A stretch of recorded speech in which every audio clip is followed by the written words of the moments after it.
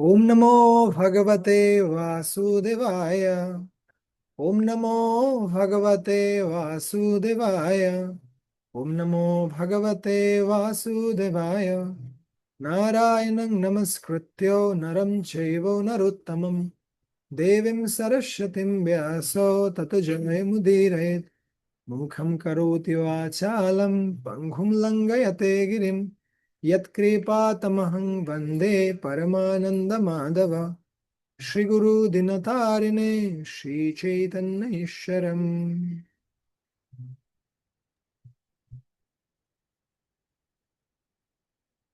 হরে কৃষ্ণ।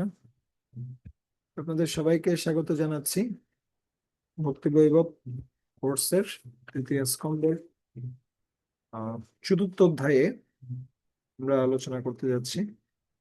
আমাদের গত তৃতীয় অধ্যায়ে আমাদের একটা কাজ ছিল। সে কাজটা হচ্ছে কি?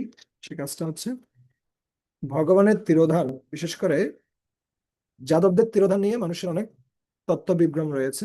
মানুষ বলে থাকে যে বিশেষত গান্ধারীর অভিশাপে এটা হয়েছে, অথবা যেহেতু ভগবান তিনি কি করেছেন, তিনি কৌরবদের সাথে অনেক প্রতারণার আশ্রয় নিয়েছেন। কৌরবদের সাথে যখন যুদ্ধ হচ্ছিল তখন অনেক প্রতারণার আশ্রয় নিয়েছেন, তাই কর্মের ফল স্বরূপ তার বংশ এভাবে ধ্বংস হয়েছে। তো এভাবে বিভিন্ন ধরনের অপবাদ মানুষ দিয়ে থাকে। তো আমরা আজকে সেই অপবাদের খণ্ডন করার চেষ্টা করব শিলা প্রভুপাদের তাৎপর্যের ভিত্তিতে। তো প্রথম টিম থেকে রিপা মাতা, আপনি উপস্থাপন করতে পারেন। হরে কৃষ্ণ প্রভু।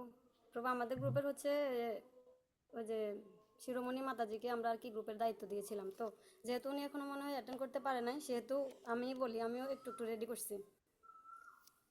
তো সেটা আমরা ওই দিন আমাদের গ্রুপে আসলে ওই যে যারা যারা ছিলেন, মিথিলা মাতাজি, তারপর হচ্ছেন আরও প্রভু ছিলেন, ওনাদের সহযোগিতায় আমরা আসলে এটা করেছি। তো যেহেতু আমার ওরকমভাবে রেডি নেই, সেহেতু তারপর আমি বলতেছি প্রভু। আর হরে যদুবংশ কৃষ্ণ। হরে কৃষ্ণ মাতাজি। মাতা আপনি আসছেন? হ্যাঁ হ্যাঁ মাতাজি, আমি এসছি। আমি কি শোনাবো? বলেন মাতা। হ্যাঁ হ্যাঁ হ্যাঁ, অবশ্যই বলেন মাতা। দাঁড়ান। হরি বল মাতা। আচ্ছা আচ্ছা আচ্ছা, দাঁড়ান আমি একটুখানি ওই এটা একটু লাগাচ্ছি। ওবি প্লাস এখানে আসলে খুব ঝড় বৃষ্টি হচ্ছে আর কি। দাঁড়ান, এখানে অনেক ঝড় বৃষ্টি হচ্ছে তো নেটের প্রবলেম হচ্ছে। দাঁড়ান আমি বলছি।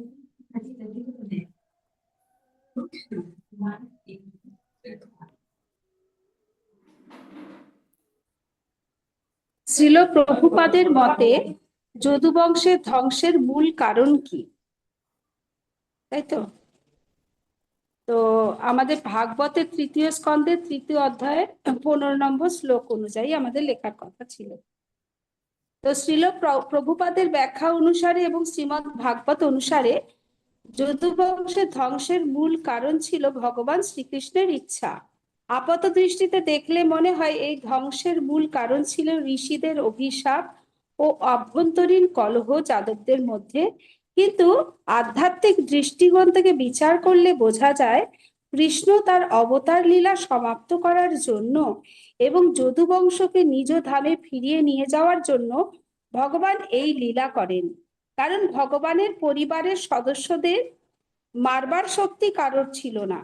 প্রভুপাদের মতে যদুবংশ ধ্বংস মানে তাদের বিলুপ্তি নয়, বরং ভগবানের ইচ্ছায় তারা এই জগৎ থেকে অপ্রকট হয়েছিল। প্রভুপাদের মতে যদুবংশের ধ্বংসের কারণগুলি: 1 নম্বর,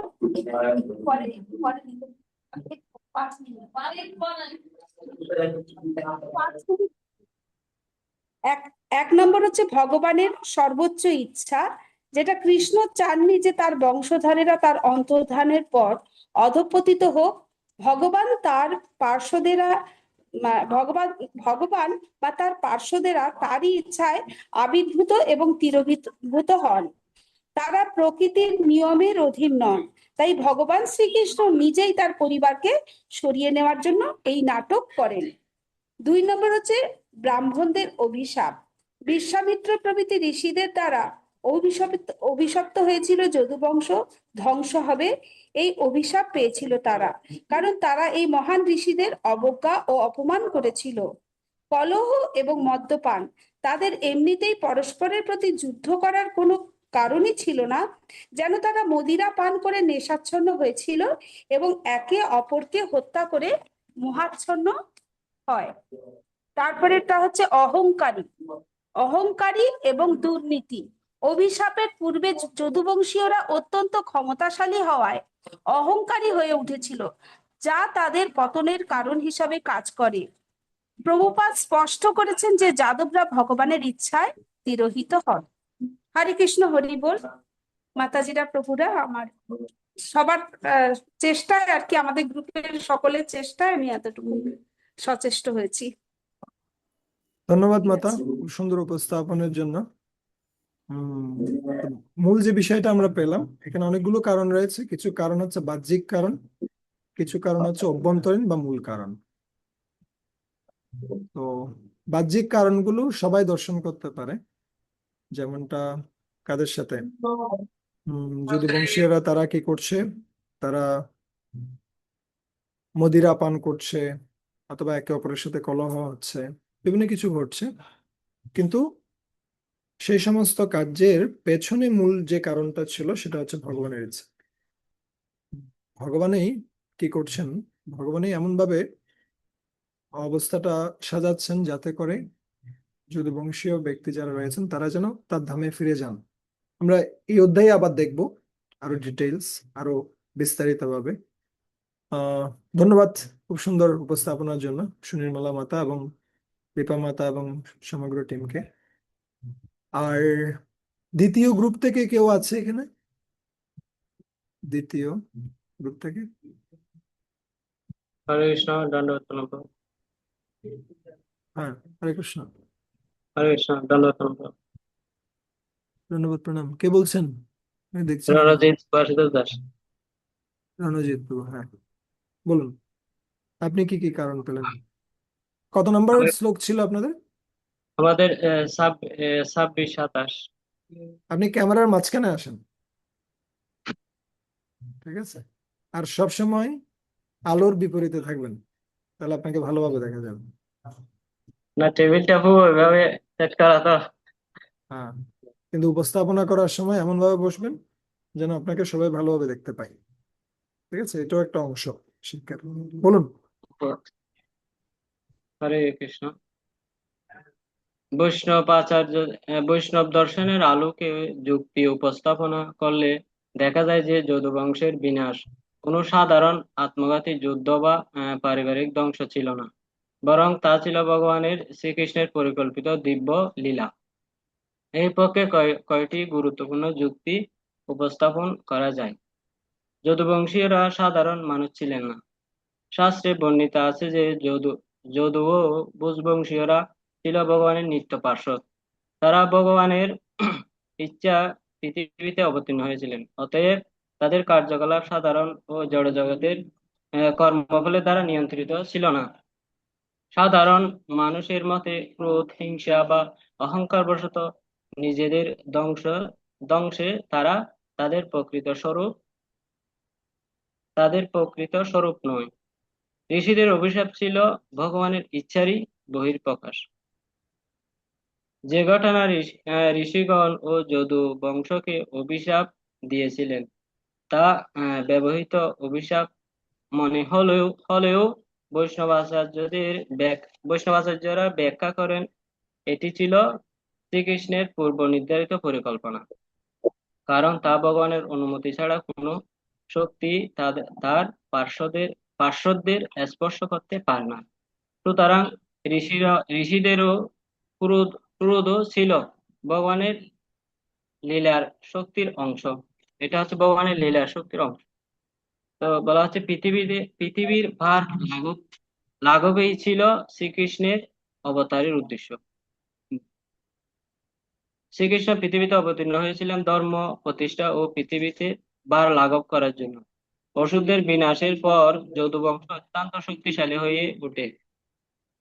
যদিও তারা পৃথিবীতে অবস্থান করতেন, তবে পৃথিবীতে ভার পুনরায় বৃদ্ধি পেত।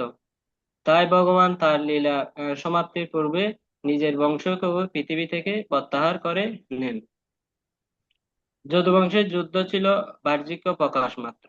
যদুবংশীয়রা পারস্পরিক সংঘর্ষকে সাধারণ যুদ্ধ মনে হলেও তা প্রকৃতপক্ষে ভগবানের ইচ্ছায় সংগঠিত এই লীলা। কারণ ভগবানের পার্শ্বদের প্রতি বিনাশ বিনাশ কখনো হয় না। তার তারা কেবল ভগবানের ইচ্ছায় পৃথিবীতে লীলা থেকে অদৃশ্য হন। এই নিত্যধাম প্রত্যাবর্তন করেন। ভক্ত অপরাধ ভক্ত অপরাধে ভয়া- ভয়াবহত ভয়াবহত শিক্ষা দেওয়া হয়। এই লীলা অন্যতম শিক্ষা হলো ভগবানের ভক্ত ও সাধুদের প্রতি কখনো অপরাধ করা উচিত নয়। ভগবান এই ঘটনার মাধ্যমে বোঝাতে চেয়েছেন যে তার নিজের বংশরও বংশরও বংশধর ও পার্শ্বদেরও যদি ভক্তের প্রতি অসম্মানের এই লীলার অংশ অসম্মানের লীলার অংশ নেন, আর ব্যবহৃত তাদেরও কঠিন পরিণতি সম্মুখীন হতে হয়। এর মাধ্যমে ভক্তদের মাহাত্ম্য প্রতিষ্ঠিত হয়েছে। তো জড়জগতের দৃষ্টিতে যদু বংশ ধ্বংসপ্রাপ্ত মানই হলো আধ্যাত্মিক দৃষ্টিতে এটি ছিল তাদের পার্থিব লীলার সমাপ্তি। ভগবানের নিত্য পার্শ্বদের কখনো প্রকৃত বিনাশ হয় না, তারা শ্রীকৃষ্ণের নিত্যধামে প্রত্যাবর্তন করেন। অতএব বৈষ্ণব সিদ্ধান্ত অনুযায়ী যদু বংশ নিজেদের মধ্যকার যুদ্ধের ফলে ধ্বংস হয়, বরং শ্রীকৃষ্ণের ইচ্ছায় তারা তার পার্থিব লীলা সমাপ্তি করার উদ্দেশ্য। এটি ছিল এক গভীর আধ্যাত্মিক ও শিক্ষামূলক দিব্যলীলা। হরে কৃষ্ণ। দণ্ডবত প্রণাম। ধন্যবাদ রণজিৎ প্রভুকে সুন্দরভাবে উপস্থাপন করার জন্য। উম, আমরা পুরো সামারিটাই চলে আসে সবগুলো শ্লোকের। আমরা অবশ্য বলছিলাম যে শ্লোকগুলো দেওয়া হয়েছে ওই শ্লোকগুলোর মধ্যে প্রপাত কি বলছেন এটা বের করে আনার জন্য, ঠিক আছে। তবে আয়ের কল্যাণে আমরা অল্প একটু দিলেই সব ও দিয়ে দেয়। আহ এটা অবশ্য খারাপ নয়, আমরা একটা সামারি পাচ্ছি, কিন্তু আমাদের চেষ্টা করা উচিত নিজেদের মাথা খাটিয়ে যেন কিছু লিখতে পারি, ঠিক আছে। আহ একদিকে সবকিছু রেডি হয়ে যাবে, আপনি জাস্ট কাকে দিলে, চ্যাট জিপিটি হোক অথবা কাকে দেন, জিমিনিকে দেন, ও রেডি করে দিবে সবকিছু। কিন্তু এর ফলে হয় কি, এর ফলে আমাদের যে ক্ষমতা রয়েছে শাস্ত্রকে মন্থন করার, সে ক্ষমতাটা কি হয়ে যায়, সেই ক্ষমতাটা আমরা আয়ের হাতে তুলে দিই। আর কিছু করার নেই, তুমি সব করে ফেলো, ঠিক আছে। তো আমাদের চেষ্টা করা উচিত যতটুকু আমরা পাচ্ছি সেটার মধ্যে বেস্টটা নেওয়ার। এআই দিয়ে অনেক কিছু করা যায়, ওটা ভালো, খারাপ নয়, আমি বলছি না যে না করার জন্য, কিন্তু আমাদের চেষ্টা করা উচিত নিজেরা যেন খুব ভালোভাবে শাস্ত্রগুলো অধ্যয়ন করি। নাহলে কিছুদিন পরে দেখা যাবে আর কেউ শাস্ত্র পড়া, এখনই শাস্ত্র পড়া বন্ধ হয়ে যাচ্ছে। সবাই কোনো একটা লেকচার তৈরি করতে হবে, ওই টপিকটা এআই কে দিয়ে দেয়, এআই ও তৈরি করে দেয় পুরো ক্লাস, ওই ক্লাসটা এসে কে দেয়, পাঠক দেয়। তো মাঝখানে কোনো কি নেই, মাঝখানে কোনো উপলব্ধি নেই, কোনো উম, সেখানে ব্যক্তিগত জীবনে কি ঘটেছে সেটার সাথে কোনো সম্পর্ক নেই, আমি যা কিছু পড়ছি, যা কিছু শ্রবণ করছি তার সাথে কোনো সম্পর্ক নেই। তো না হয়, আপনাদের প্রেজেন্টেশন খুব ভালো ছিল, এই জন্য কৃতজ্ঞ। কিন্তু আমি আশা করব আপনারা নিজেদের থেকে কি করবেন, প্রভুপাদের গ্রন্থ পড়ে, এটা কম হতে পারে, এটা অনেক বেশি কিছু আমাকে উপস্থাপন করতে হবে কথা নেই, সেটা কম হতে পারে, সেটা যেন খুব ভালোভাবে আমরা উপস্থাপন করি যা কিছু পড়ছি তার মধ্যে থেকে বা যা কিছু শ্রবণ করছি তার মধ্যে থেকে, ঠিক আছে। কিন্তু যখনই আমরা খুব বেশি পরিমাণে টেকনোলজির উপর নির্ভরশীল হয়ে পড়বো, ছবি টবি তৈরি করার জন্য এআই ঠিক আছে, কিন্তু যদি খুব বেশি পরিমাণে নির্ভরশীল হয়ে পড়ি, শাস্ত্র পড়ে আর রস বের করার যে মানসিকতা সেটা আর থাকবে না। ঠিক আছে? আমার কথা কষ্ট পেয়েছেন? কোথায় রণজিৎ প্রভু? না প্রভু, হরে কৃষ্ণ। আমাকে ক্ষমা করবেন আমি যদি কষ্ট দিয়ে থাকি, কিন্তু আমাদের এই মানসিকতাটা তৈরি করা উচিত। তৃতীয় গ্রুপে কেউ আছে?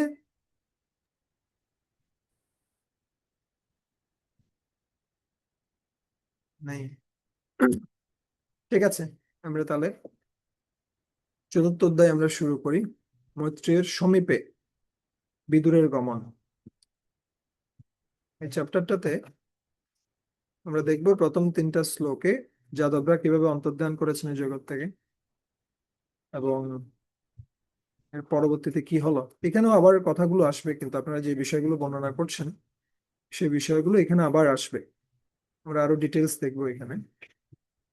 এবং 4 থেকে 13 নম্বর শ্লোকে আমরা দেখব ভগবান শ্রীকৃষ্ণ তিনি উদ্ধব এবং মৈত্রেয় ঋষির সঙ্গে মিলিত হচ্ছেন।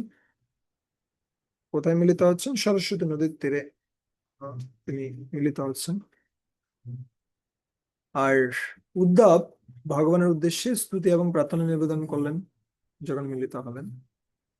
তারপরে ভগবানের কাছ থেকে শ্রবণ করার পরে উদ্ধব বদরিকা আশ্রমের উদ্দেশ্যে গমন করছেন। কেননা বদরিকা আশ্রমে ভগবান যেতে পারেননি। ভগবান সে সমস্ত ঋষিদের কথা দিয়েছিলেন তিনি সেখানে যাবেন, কিন্তু যেতে পারেননি। তাই তার প্রতিনিধিকে তিনি প্রেরণ করছেন।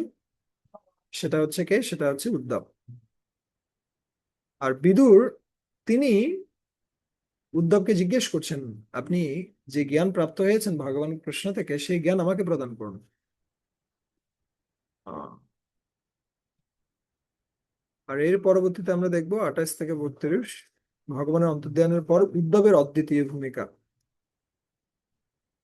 উদ্ধব তিনি কি করছেন? যদিও তিনি শোকগ্রস্ত ছিলেন, তথাপি তাকে যে দায়িত্বটা দিয়েছে সে দায়িত্বটা পালনের জন্য তিনি মন স্থির করলেন। এভাবে তিনি শোক থেকে মুক্ত হতে পারলেন। ওই জন্য সেবা হচ্ছে শোক থেকে মুক্ত হওয়ার একমাত্র উপায়। কেউ যদি শোকগ্রস্ত হয় তাহলে তার কিসের আশ্রয় নেওয়া উচিত? সেবার আশ্রয় নেওয়া উচিত। এবং এর পরবর্তীতে উদ্ধবের নিকট হতে বিদুরের শ্রবণ ও তৎপরবর্তী তার ভ্রমণ।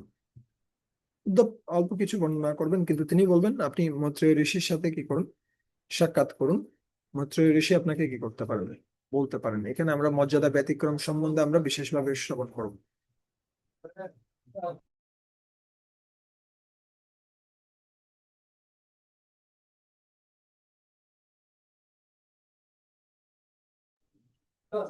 হরে কৃষ্ণ।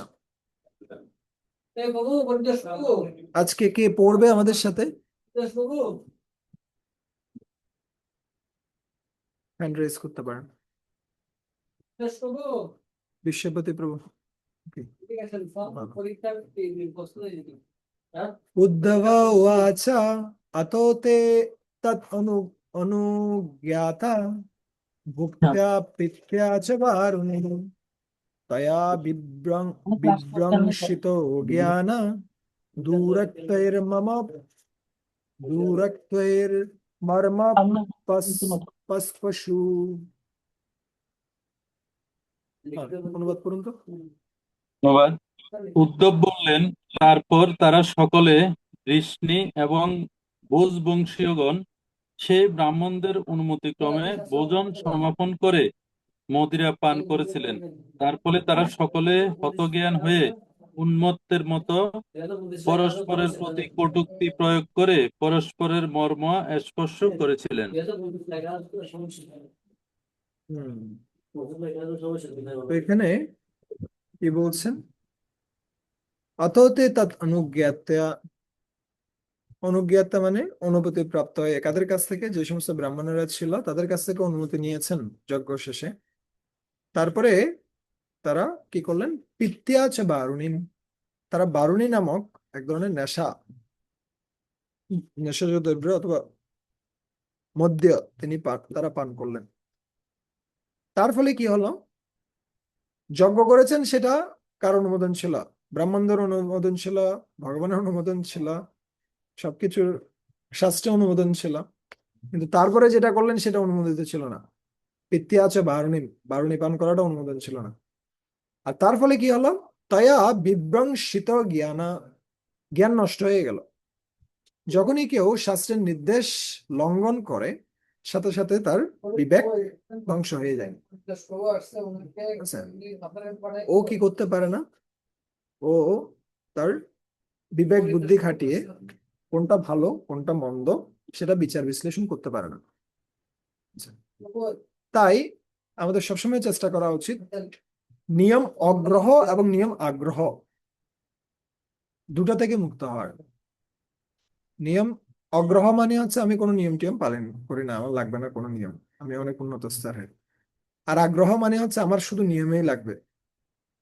আচ্ছা, নিয়ম সর্বস্ব, কিন্তু হয়তো গুরুদেব এসেছেন অথবা কি এসেছেন, বৈষ্ণবরা এসেছেন, তাদের যে সম্মান করতে হবে সেই বিষয়টাতে খেয়াল নেই, অথবা খুব স্নেহ দিয়ে ভালোবাসা দিয়ে যে সেবা করতে হবে সে বিষয়ে কি নেই, চিন্তা নেই, শুধুমাত্র নিয়মটা পালন করতে হবে। তো কেউ যখন শাস্ত্রের নিয়ম ভঙ্গ করে, সাথে সাথে কি হয়, তাইয়া বিভ্রংশিত জ্ঞান ধ্বংস হয়ে যায়। দুরত্বের মর্ম পশু, এবং তখন তাদের আচরণ কঠিন হতে থাকে।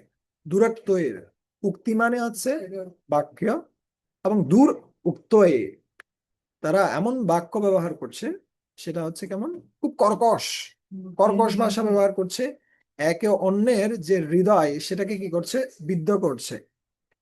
একটা সাধারণ তীর হয়তো কি করতে পারে, আমাদের হৃদয়কে বিদ্ধ করতে পারে বাহ্যিক দৃষ্টিকোণ থেকে, কিন্তু একটা কথা সেটা প্রাণবায়ুকে আক্রমণ করে বলছে।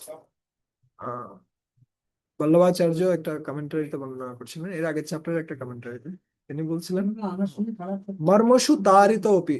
কোথায় এটা হচ্ছে, বিদুরকে যখন দুর্যোধন খুব কঠিন ভাষায় ভর্ৎসনা করে, সেখানে বর্ণনা করছে মর্মসু তারিত অপি, মানে 10টা কি তীর যেন কাকে বিদ্ধ করছে, প্রাণবায়ুকে বিদ্ধ করছে। সেরকম একটা পরিস্থিতি সৃষ্টি হয় যখন কেউ কঠিন ভাষা ব্যবহার করে অন্যদের বিরুদ্ধে। আচ্ছা, কিছু কিছু মানুষ রয়েছে তারা যেখানে যায় সেখানে আনন্দ ছড়ায়, আর কিছু মানুষ রয়েছে তারা যাওয়ার পরে আনন্দ হয়। কি বলছি আমরা, কিছু কিছু মানুষ রয়েছে তারা যেখানে যায় সেখানে আনন্দ ছড়ায়, যেখানে যাবে সেখানে সবাই আনন্দিত, আরে আপনি এসেছেন খুব ভালো লাগছে। আর কিছু মানুষ রয়েছে তারা যাওয়ার পরে আনন্দ হয়, হাহ, গেল, এই ব্যক্তিটা গেল, অন্ততপক্ষে এখন কি শান্তি। তা আমরা যেন দ্বিতীয় প্রকারের মানুষ না হই। দ্বিতীয় প্রকারের মানুষ কারা, যারা যাওয়ার পরে আনন্দ হয় সেরকম যেন না হয়। আমরা যেন যেখানে যাই সেখানে আনন্দ ছড়াই। কিসের মাধ্যমে আনন্দটা ছড়াতে পারি, আমাদের কথার মাধ্যমে আমরা আনন্দ ছড়াতে পারি, আমাদের আচরণের মাধ্যমে আমরা আনন্দ ছড়াতে পারি। কিন্তু আচরণ এবং কথা ততক্ষণ পর্যন্ত ঠিক হবে না যতক্ষণ পর্যন্ত না আমরা শাস্ত্রীয় নীতি নিয়মগুলো খুব ভালোভাবে পালন করছি না। ঠিক আছে? হ্যাঁ। ওই জন্য এই 4টা বিধিনিষেধ, এগুলো হচ্ছে কি ভদ্রলোক হওয়ার নীতি, ভক্ত হওয়ার নীতি নয়। এটা ভদ্রলোক হবে, ভক্ত তো অনেক পরে, আগে ভদ্রলোক হবে তারপরে হচ্ছে ভক্ত। দুরক্তের মর্ম পস্পৃশু, দুরুক্তি। ওকে, কেন বলছে কোন উৎসবে ব্রাহ্মণ এবং বৈষ্ণবদের প্রচুর পরিমাণে ভোজন করানোর পর অতিথিদের অনুমতি গ্রহণ করে আয়োজনকারীরা তাদের উচ্ছিষ্ট আহার করেন, যেটা এখানে আমরা দেখতে পাচ্ছি। কিন্তু ক্ষত্রিয়দের ক্ষেত্রে সুরাপানের অনুমতি রয়েছে। একটা হচ্ছে অনুমোদিত, একটা জিনিস হচ্ছে আহ, কি করা যেতে পারে, যেমনি দেশের আইনে কি রয়েছে, দেশের আইনে সিগারেট খাওয়াটা খারাপ কিছু নয়, দেশের আইনে কি করাটা আহ এ ধরনের অনেক কিছু রয়েছে, মাংস খাওয়াটা খারাপ কিছু নয় দেশের আইনে, কিন্তু এটা কোনো উপকারী বিষয় নয়। ঠিক আছে, কিছু কিছু জিনিস রয়েছে সেটা অনুমোদিত, ঠিক আছে, কিন্তু সেটা কোনো কাজে আসবে না, সেটা আমাদের জীবনে কোনো আহ কি যোগ করবে না, কোনো মূল্য যোগ করবে না, অথবা কোনো ভাবে আমাদেরকে উপকার প্রদান করবে না। ঠিক আছে, একই জিনিসটা আমরা দেখতে পাই বারবার করে, দ্রুত ক্রীড়াও অনুমোদিত কাদের জন্য, ক্ষত্রিয়দের জন্য, কিন্তু এই দ্রুত ক্রীড়ার জন্যই কাকে যুধিষ্ঠির মহারাজকে সবকিছু হারাতে হলো, তাই না? তো কিছু কিছু জিনিস অনুমোদিত রয়েছে, কেন? তারা অনেক বেশি শক্তিশালী ব্যক্তি, ক্ষত্রিয়রা, তাদের অনেক শক্তি রয়েছে, অনেক তাদের দায়িত্ব কর্তব্য রয়েছে, তাই তাদেরকে কিছু সুযোগও দেওয়া হয়েছে। তাদের জন্য মৃগয়া বা বনে গিয়ে পশু হত্যা করা, সেটা অনুমোদিত রয়েছে। কিন্তু অনুমোদিত বলেই যে সেগুলো তাকে কি করবে, ভক্তিতে সহায়তা করবে তা নয়। ঠিক আছে, অনেকগুলো জিনিস অনুমোদিত, কিন্তু সেই অনুমোদিত বিষয়গুলো গ্রহণ করতে গেলে যে আপনার ভক্তিতে সহায়তা হবে তা নয়, সেটাও আমাদের দেখতে হবে। অনেক সময় অনেক কিছুই অনুমোদন করে ইসকন। ঠিক আছে, এই 4টা বিধিনিষেধের বাইরেও অনেকগুলো বিষয় আহ এটার অনেক ক্ষেত্রে আহ, যেমন গৃহে টিভি থাকা, এটা আপনাকে কেউ নিষেধ করবে না। ঘরে টিভি রাখছেন, আর কেউ নিষেধ করবে না যে ঘরে কেন টিভি রাখছেন, টিভি রাখতে পারেন, অসম্ভব কিছু নয়। অনুমোদন দিচ্ছে, ওকে রাখতে পারেন। কিন্তু রাখার উদ্দেশ্য কি কি দেখা? এখানে হয়তো আপনি অভয়চরণ সিরিয়াল দেখতে পারেন, কৃষ্ণ সিরিয়াল দেখতে পারেন, কিন্তু এটার পাশাপাশি কি চলে আসবে? খবর চলে আসবে, সিরিয়াল চলে আসবে, হাজারো বিষয় চলে আসবে, স্বাভাবিক। তাই অনুমোদিত যে বিষয়গুলো আছে দেখতে হবে অনুমোদিত কোন ক্ষেত্রে এবং কতটুকু মধ্যে আমি এটা ব্যবহার করছি। যদি আমরা খারাপ কাজে ব্যবহার করি বা এটা মাত্রার বাইরে গিয়ে ব্যবহার করি, তখন সেটা ধ্বংস নিয়ে আসবে। আচ্ছা, হুম, okay. এখানে বলছেন, এটা একটু পড়ুন তো, নেশা করা। নেশা করা এতই ক্ষতিকর যে নেশাগ্রস্ত অবস্থায় অত্যন্ত সংস্কৃতি সম্পন্ন পরিবারের সদস্যরা পর্যন্ত উন্মত্ত হয়ে তাদের পরস্পরের সম্পর্ক ভুলে যেতে পারেন। বৃষ্ণি এবং বোজ বংশীয়দের কাছ থেকে আশা করা যায় না যে তারা এভাবে আত্মবিস্মৃত হবেন, কিন্তু ভগবান শ্রীকৃষ্ণের ইচ্ছায় তা ঘটেছিল এবং তারা পরস্পরের প্রতি কঠোর হয়েছিলেন। প্রভুপাদের বিশেষত্ব হচ্ছে পরের শ্লোকে যেটা নিয়ে আলোচনা হবে সেটা আগের শ্লোকেই প্রভুপাদ দিয়ে দিচ্ছেন আমাদের। ঠিক আছে, এই সমস্ত ব্যক্তিরা যারা যাদবেরা, যারা কৃষ্ণের অন্তরঙ্গ পার্ষদ, তারা কিভাবে এরকম আচরণ করতে পারে? স্বাভাবিকভাবে আমাদের প্রশ্ন আসতে পারে। তো এটা কেন হয়েছে? সেটা ভগবানের ইচ্ছাতে হয়েছে, যেটা পরবর্তী শ্লোকে আমরা দেখতে পাবো। তেষাং ময়ূরেয় দোষেণ বিষমীকৃত চেতসম নিম্লো নিম্লোচতিরবাবাসিত বেনুনাম ইব মর্দনম। অনুবাদ করুন তো। বাঁশের ঘর্ষণের ফলে যেমন বিনাশ সংঘটিত হয়, তেমনই সূর্য অন্তর্গত অস্তগত হলে সুরাপানে তাদের সকলের চিত্ত বিকৃত হয়েছিল এবং তাদের বিনাশ সাধন হয়েছিল। হুম, এখানে দুটো জিনিস। প্রথমটাতে আমরা দেখেছিলাম সুরাপান, আর এখানে দেখছি রবি নিম্লোচে। নিম্লোচে মানে আছে নিম্নগামী হওয়া, অস্তগামী হওয়া। যখন সূর্য অস্তগামী হলো, তখন এই যে সুরাপানের যে প্রভাবটা, সেটা আরো বেশি পরিমাণে কি হয়েছে, প্রকট হয়েছে। কিন্তু সেটার উদাহরণ কি দেওয়া হচ্ছে, এটা গুরুত্বপূর্ণ। সেটা হচ্ছে বেনুনাম ইভ মার্দনাম। বাঁশের ঘর্ষণের ফলে যেমনি আগুন লাগে, দাবানলে কেউ আগুনটা লাগায় না, তথাপি আগুন লাগে। তো তথাপি এর পেছনে কে রয়েছে? বায়ুর কাজ রয়েছে।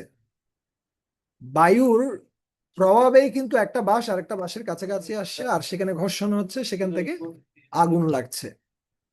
যদিও আমরা দেখতে পাচ্ছি না যে কে এই আগুনটা লাগাচ্ছে, কিন্তু এর পেছনে কারণটা কে? বায়ু। একইভাবে এই যে যাদবেরা, তারা যে একে অপরের কাছাকাছি আসছে, তারা কি করছে? তাদের মধ্যে ঝগড়া হচ্ছে, তাদের মধ্যে এমন কথোপকথন হচ্ছে যেটা আমরা দেখলাম মর্মসু, মর্মকে বেদনা, মর্ম বেদনা সৃষ্টি করছে, সেরকম কথা। এগুলোর পেছনে কারণটাকে, পেছনে কারণ আছে কৃষ্ণ কাল চৌদিতাহ। এনে কোথায় ছিল? হম, বিষ্ণুদেব বলছিলেন কালের প্রভাবে সবকিছু হয়। কিন্তু এখানে কাল নয়, স্বয়ং কৃষ্ণ কাজ করছেন এটার পেছনে। প্রপাত তাৎপর্য এটা লিখছেন, অনুবাদ পড়ুন তো এখানে তাৎপর্য বনে।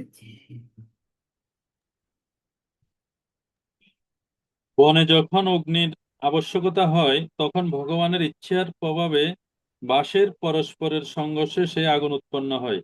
তেমনি ভগবান শ্রীকৃষ্ণের ইচ্ছায় সমস্ত যদুবংশীরা আত্মবিনাশের প্রক্রিয়া দ্বারা বিনষ্ট হয়েছিলেন।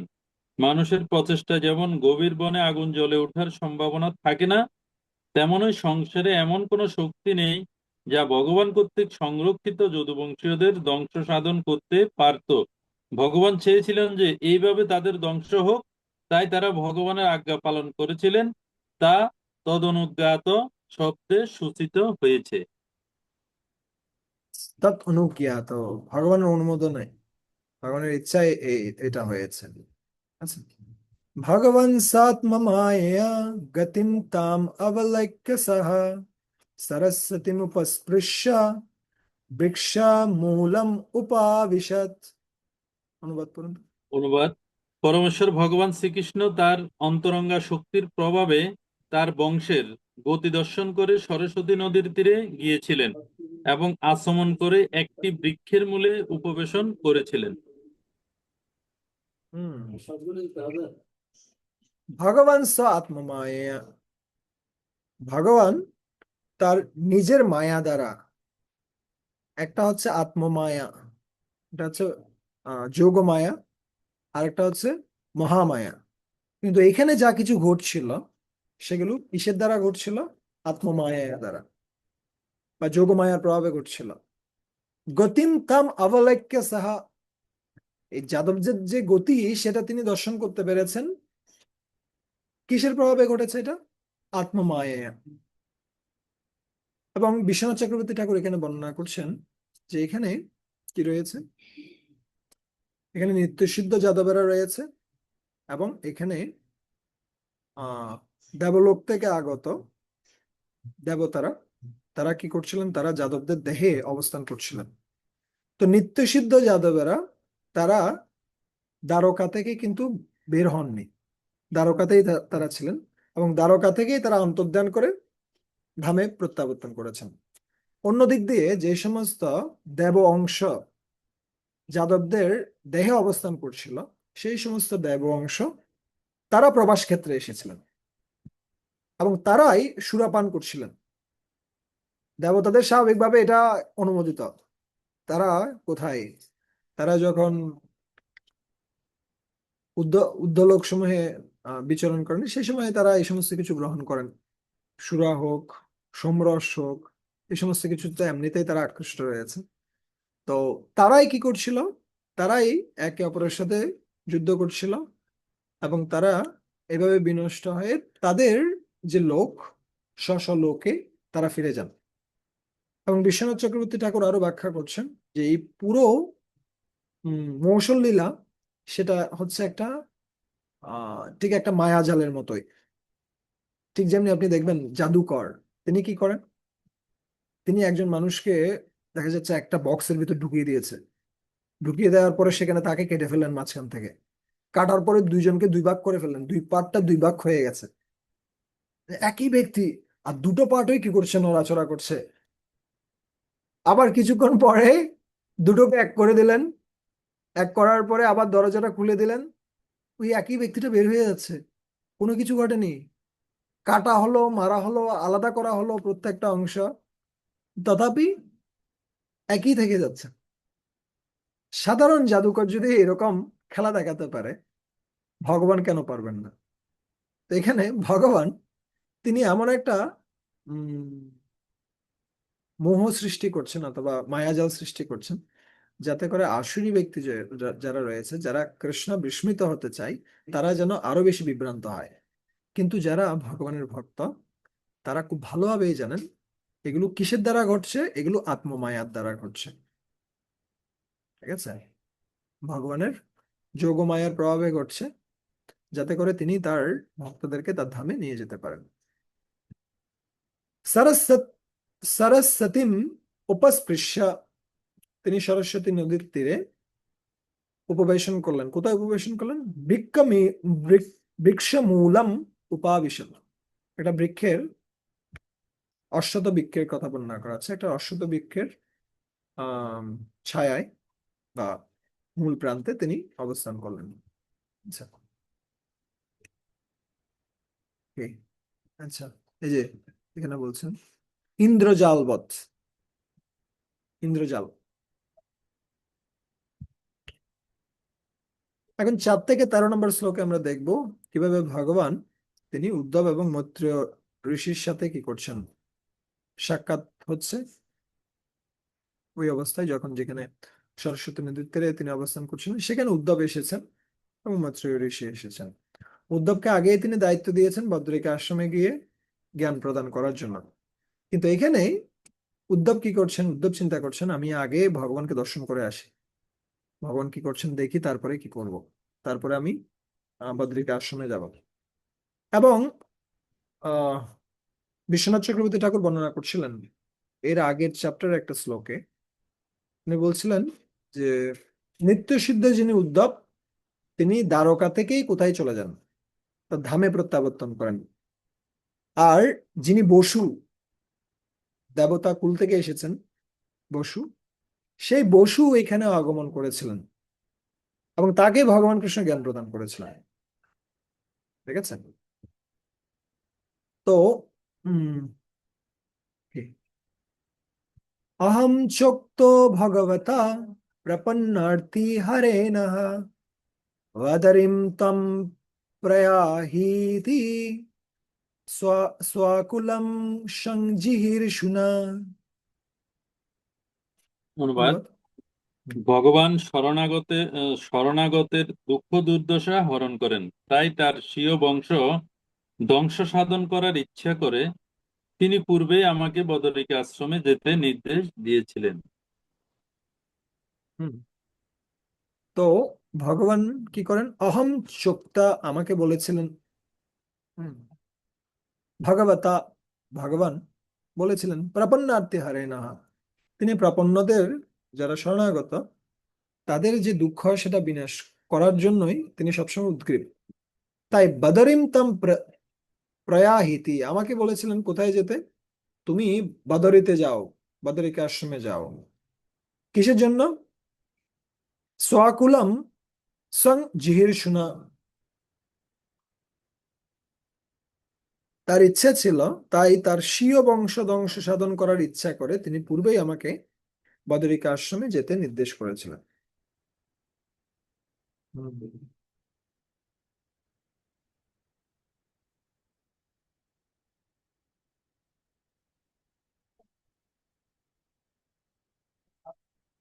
বিশ্বনাথ চক্রবর্তী ঠাকুর ব্যাখ্যা করছেন এখানে, প্রপাত লিখছেন। হ্যাঁ, কেন লিখছেন প্রভুপাদ? তিনি তাকে বদরিকা আশ্রমে, আচ্ছা হ্যাঁ, দ্বারকাতে অবস্থানকালে ভগবান উদ্ধবকে তার তিরোধান এবং যদুবংশ ধ্বংসজনিত কষ্ট এড়াবার জন্য, প্রথম হচ্ছে কষ্ট পাবে উদ্ধব, তাই কষ্ট এড়ানোর জন্য বলছে তুমি আগে ভাগে চলে যাও বদরিকা আশ্রমে, তাহলে ভালো হয়। আচ্ছা। আর দ্বিতীয় হচ্ছে কি? দ্বিতীয় হচ্ছে সেখানে যাওয়ার পরে তিনি নরনারায়ণের যে সমস্ত ভক্তরা, তাদের সঙ্গ লাভ করতে পারবেন এবং তার ফলে শ্রবণ কীর্তন জ্ঞান বৈরাগ্য এই সমস্ত কিছুর প্রতি আসক্তি বর্ধিত হবে, আরতি। এটা একটা, এটার উল্টো দিকও রয়েছে। উল্টো দিক কি? নারায়ণ ঋষির যে সমস্ত ভক্তরা বদ্রিকা আশ্রমে অবস্থান করছিলেন, তারা যখন উদ্ধবের সঙ্গ পাবে, তখন তারা তাদের যে হৃদয়ের আরতি, সেটা থেকে কি হতে পারবে? মুক্ত হতে পারবে, কষ্ট থেকে মুক্ত হতে পারবে। কেন? ভগবান আসার কথা ছিল, ভগবান কৃষ্ণ স্বয়ং যাওয়ার কথা ছিল বদ্রিকা আশ্রমে, কিন্তু তিনি আসছেন না। তা এখন অন্ততপক্ষে তার প্রতিনিধি সেখানে আসছেন। তো তার ফলে তারা একটু কি হবেন? তারা একটু স্বস্তি প্রাপ্ত হবেন এবং তারা সেই জ্ঞান প্রাপ্ত হবেন যে জ্ঞান ভগবান দিতে চেয়েছিলেন। ভগবান আসলে যে জ্ঞান দিত, সেই জ্ঞান কে দিবেন? উদ্ধব প্রদান করবেন। এভাবে তারা শোক থেকে মুক্ত হতে পারবেন। আচ্ছা, বাহ্যিকভাবে ভগবান বলছেন তুমি শোক থেকে মুক্ত হবে, বাট আসলে তারা শোক থেকে মুক্ত হবে। ঠিক যেমনি এখানে আমরা কার সঙ্গ পাইনি, শিলা প্রভুপাদের সঙ্গ পাইনি, কিন্তু আমরা শিলা প্রভুপাদের যে সমস্ত শিষ্যরা তাদের সঙ্গ পেয়েছি।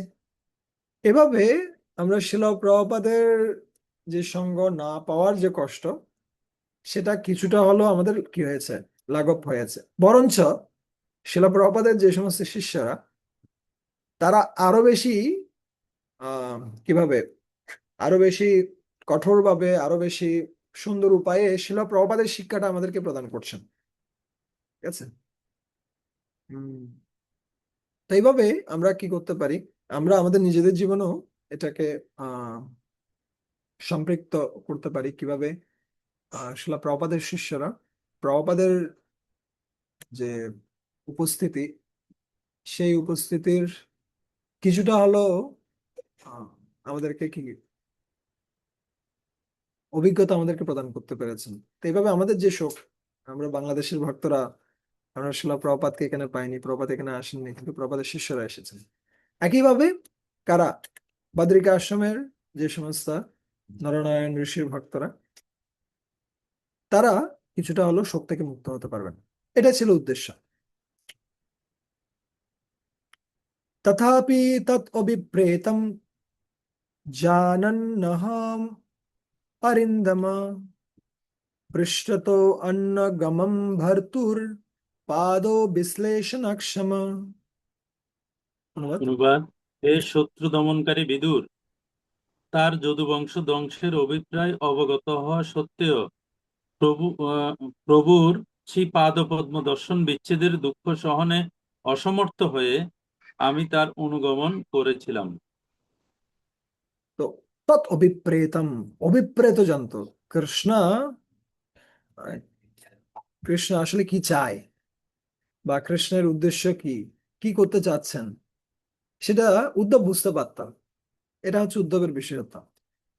এই জন্য যিনি উত্তম শিষ্য, তার লক্ষণটা কি, উত্তম উত্তম চিন্তিতাস কুরিয়াত।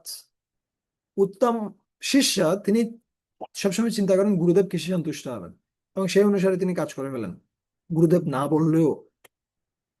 উত্তম চিন্তিতাস কুরিয়াত প্রত্যকারী চ মধ্যমা। কিন্তু মধ্যম অধিকারী শিষ্য তিনি কি করেন, যখন গুরুদেব আদেশ দেন তখন সেটা খুব নিষ্ঠা সহকারে এবং খুব উৎসাহ সহকারে করার চেষ্টা করেন। ঠিক আছে। মধ্যম অধিকারী ভক্তের মধ্যে দুটো গুণই থাকবে, একটা হচ্ছে উৎসাহ, একটা হচ্ছে প্রচেষ্টা। এই দুটোর কি থাকবে, একটা সংমিশ্রণ থাকবে। অধম অশ্রদ্ধয়া কুরিয়াত। যিনি অধম শিষ্য তিনি কি করবেন, তিনিও করবেন কুরিয়াত, তিনিও করবেন, কিন্তু তার মধ্যে শ্রদ্ধা থাকবে না, উৎসাহ থাকবে না। অশ্রদ্ধয়া, অশ্রদ্ধা সহকারে করবে, আরে বলছে গুরু তাই করতে হবে, মন্দিরে আছি তাই সকালে উঠতে হবে, হ্যাঁ, গুরুদেব বলছেন তাই 16 মালা জপ করতে হবে, এ করতে হবে এই জন্য করছি। এটা হচ্ছে কি কনিষ্ঠ অধিকারী। আর অকর্তা উচ্চরিতম প্রীতুঃ। কিন্তু যে অধম শিষ্য, তার মধ্যে উৎসাহ নেই, প্রচেষ্টাও নেই, ও কিছুই করবে না, ওকে বারবার করে ধাক্কা মারার পরও ও নড়বে না। এটা হচ্ছে কি, এটা হচ্ছে অধম শিষ্য।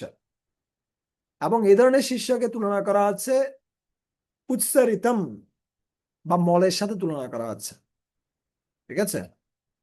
কি থেকে, জননাঙ্গ থেকে বীর্যও বের হয়, জননাঙ্গ থেকে কিও বের হয়, মূত্রও বের হয়।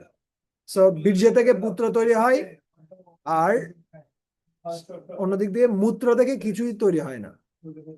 সো আমরা পুত্র হতে পারি অথবা মূত্র হতে পারি। ঠিক আছে। অ্যাটলিস্ট এই 4টা স্তরের মধ্যে উত্তম, মধ্যম, কনিষ্ঠ, অধম, অধমকে শিষ্য হিসেবে গণ্য করা হচ্ছে না। আমাদের অন্ততপক্ষে মধ্যম স্তরে আসা উচিত, যেখানে আমাদের উৎসাহ সহকারে আমরা প্রচেষ্টা করব, আমরা উৎসাহ সহকারে হরিনাম করব, উৎসাহ সহকারে সেবা সমূহ সম্পাদন করব। ঠিক আছে। এর উপরে যে পর্যায়টা উত্তম পর্যায়, সেটা তো হয়তো আমরা নাও যেতে পারি, কিন্তু এখানে উদ্ধব সেই পর্যায়ে ছিলেন। অভিপ্রেতম, অভিপ্রেত, তিনি জানতেন কি করবেন ভগবান। ঠিক আছে। জানেন অহম অরিন্দম। তাই তিনি কোথায় গিয়েছিলেন, তাই তিনি আহ, তাই তিনি প্রবাসে গিয়েছিলেন, সেখানে ভগবান যেখানে অবস্থান করছিলেন। আহ আরেকটা কারণ হচ্ছে কি, পাদ বিশ্লেষণাক্ষম, তিনি ভগবানের শ্রীপাদ পদ্ম থেকে যে বিচ্ছিন্ন হওয়ার যে ক্লেশ অথবা দুঃখ, সেটা সহ্য করতে পারছিলেন না। তাই তিনি ভগবানের পেছনে পেছনে ধাবন ধাবন করেছেন। আর ভগবান যেখানে কি করছেন, বিশ্রাম করছেন, সেখানে গিয়ে উপস্থিত হলেন। আচ্ছা, এখানে কে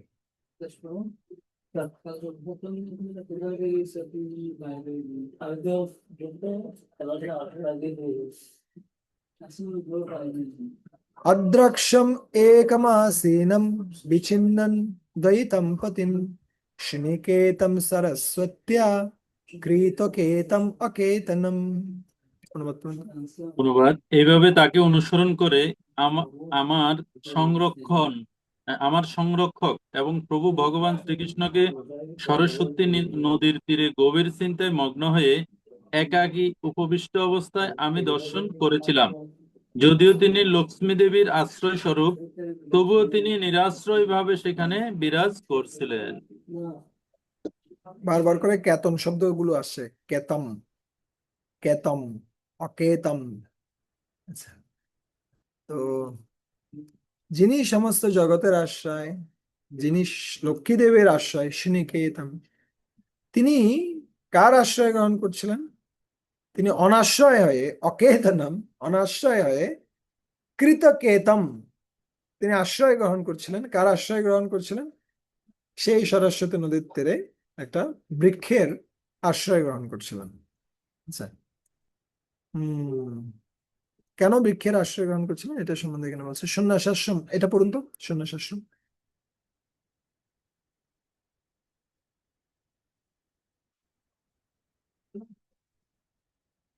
আরে বল, প্রভু নেই মনে হয় না। পূর্ণাত্মা প্রভু পড়ুন। সন্ন্যাসাশ্রম অবলম্বনকারীরা প্রায়ই বৃক্ষের নিচে আশ্রয় গ্রহণ করে।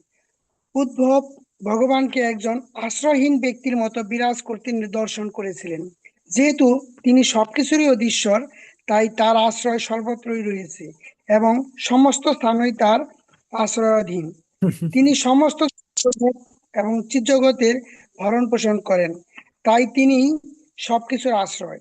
অতএব তিনি যখন অনিকেতন সন্ন্যাসীদের মতো সরস্বতী নদীর তীরে বৃক্ষমূলে আশ্রয় গ্রহণ করেছিলেন, তাতে আশ্চর্য হওয়ার কিছুই নেই।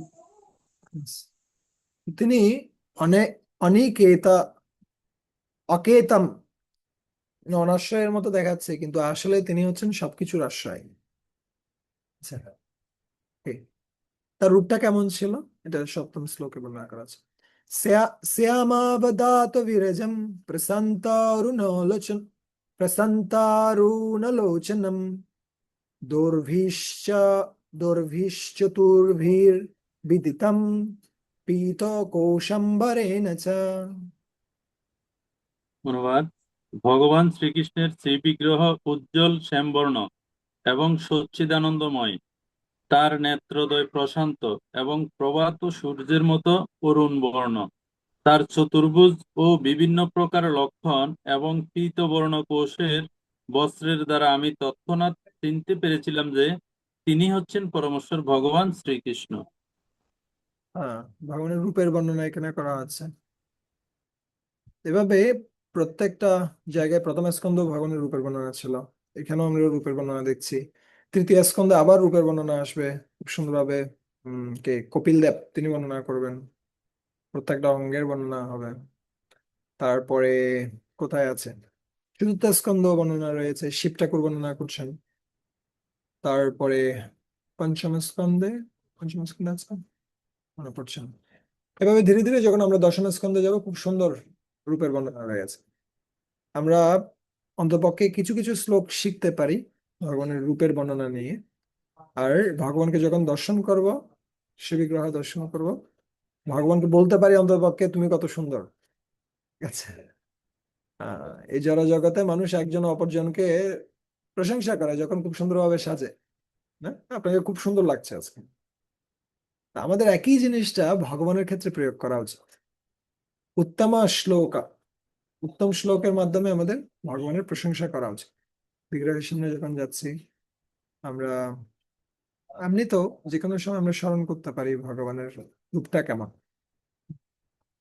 কৃষ্ণ স্মরণ জনম চস্য,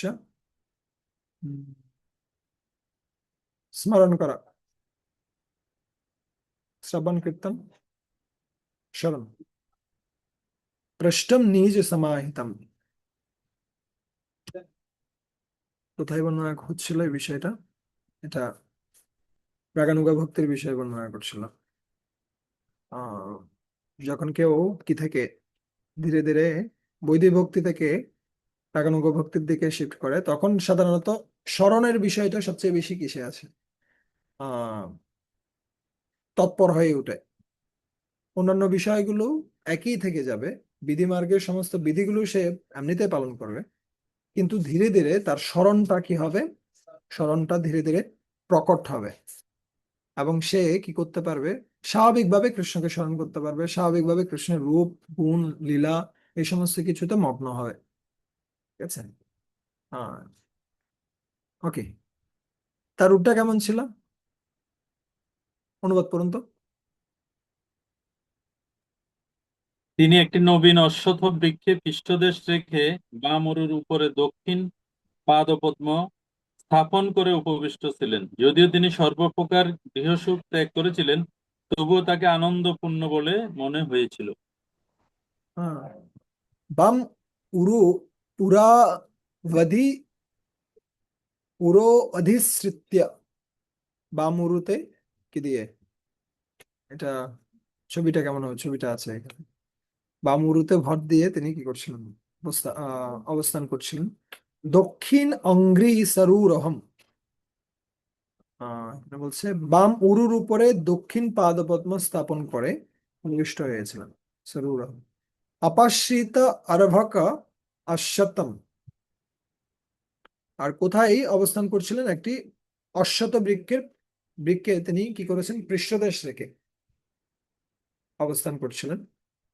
অকৃশম, তাকে আনন্দপূর্ণ মনে হচ্ছিল, যদিও তিনি কি করেছেন? ত্যক্ত পিপ্পলম, পিপ্পলম মানে হচ্ছে গৃহসুখ। পিপ্পল, এটা পিপ্পল গাছও বলা হয় এটাকে, পিপ্পল গাছ। আর পিপ্পল মানে একটা ফল, যিনি ফল ত্যাগ করেন, সমস্ত কিছু পরিত্যাগ করেন, তিনি পিপ্পলম, গৃহসুখ পরিত্যাগ করেন। তো এখানে আহ কেন অশ্বত, অশ্বত শব্দটা ব্যবহার করা আছে? অশ্বত শব্দের এখানে কি করছে, দুটো অর্থ আছে।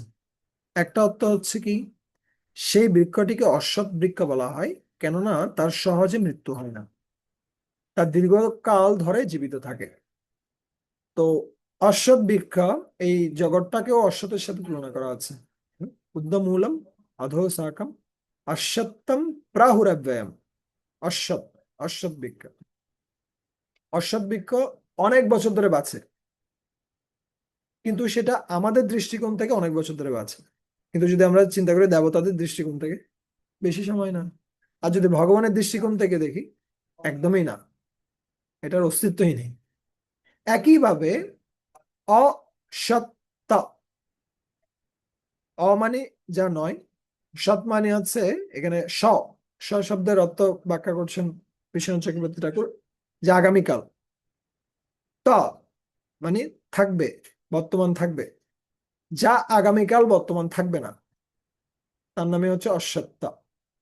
আগামীকাল মানে হচ্ছে খুব শীঘ্রই কি হবে, এটা ধ্বংসপ্রাপ্ত হবে। আবার অন্য দিক দিয়ে এটা ভগবানের দৃষ্টিকোণ থেকে হচ্ছে এটা ধ্বংসপ্রাপ্ত হবে খুব শীঘ্রই। যেমন এই পুরো জড় জগৎটা এটা অনেক বিশাল সময় ধরে অবস্থান করছে, এটার স্থিতি অনেক বিশাল আমাদের দৃষ্টিকোণ থেকে, কিন্তু ভগবানের দৃষ্টিকোণ থেকে একটা নিঃশ্বাস মাত্র। তাই এখানে অশ্বত্থম একটা অর্থ হচ্ছে যেটা অনেক কাল পর্যন্ত জীবিত থাকে আমাদের দৃষ্টিকোণ থেকে, কিন্তু ভগবানের দৃষ্টিকোণ থেকে এটা, এটার কোনো কি নেই, অস্তিত্বই নেই। খুব অল্প সময়ের জন্য এটা রয়েছে, এবং এখানকার যত সমস্ত কার্যক্রম আমরা দেখছি, অনেক আয়োজন আমরা করছি, কিন্তু অল্প সময় পরে সবকিছু ধ্বংসপ্রাপ্ত হবে।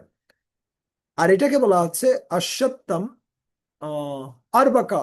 আরবাকা মানে হচ্ছে নবীন, নবীন বা কচি কি গাছ, অশ্বত্থ গাছ। কেন অর্বাক বলা হচ্ছে এটা এখানে প্রভুপাদ ব্যাখ্যা করছে। পড়ুন তো এটা, এই এই ব্রহ্মাণ্ডটি। ব্রহ্মাণ্ডটি যেহেতু সমস্ত ব্রহ্মাণ্ডের মধ্যে সবচাইতে ক্ষুদ্র, তাই সেই অশ্বত্থ বৃক্ষটিকে নবীন বা বালক রূপে বর্ণনা করা হয়েছে। ত্যক্ত পিপ্পলম শব্দটি দ্বারা এই সূচিত হয় যে ভগবান শ্রীকৃষ্ণ এই ছোট ব্রহ্মাণ্ডটিতে তার লীলা সমাপ্ত করেছিলেন। কিন্তু ভগবান যেহেতু পরম এবং নিত্য আনন্দময়, তাই তার কোনো বস্তু ত্যাগ অথবা গ্রহণের মধ্যে কোনো পার্থক্য নেই। ভগবান এখন এই বিশ্ব ব্রহ্মাণ্ড ত্যাগ করে অন্য আরেকটি ব্রহ্মাণ্ডে যাওয়ার জন্য তৈরি হচ্ছিলেন। ঠিক যেমন সূর্য কোনো বিশেষ গ্রহলোকে উদিত হয়ে অন্য আর একটি গ্রহলোকে অস্তমিত হয়, কিন্তু তাতে তার স্থিতির কোনো পরিবর্তন হয় না। তো এটা ছোট একটা ব্রহ্মাণ্ড, চার মুখ ব্রহ্মা এখানে রয়েছে, তাই এই জন্য এটিকে অর্বক বলা হয়েছে।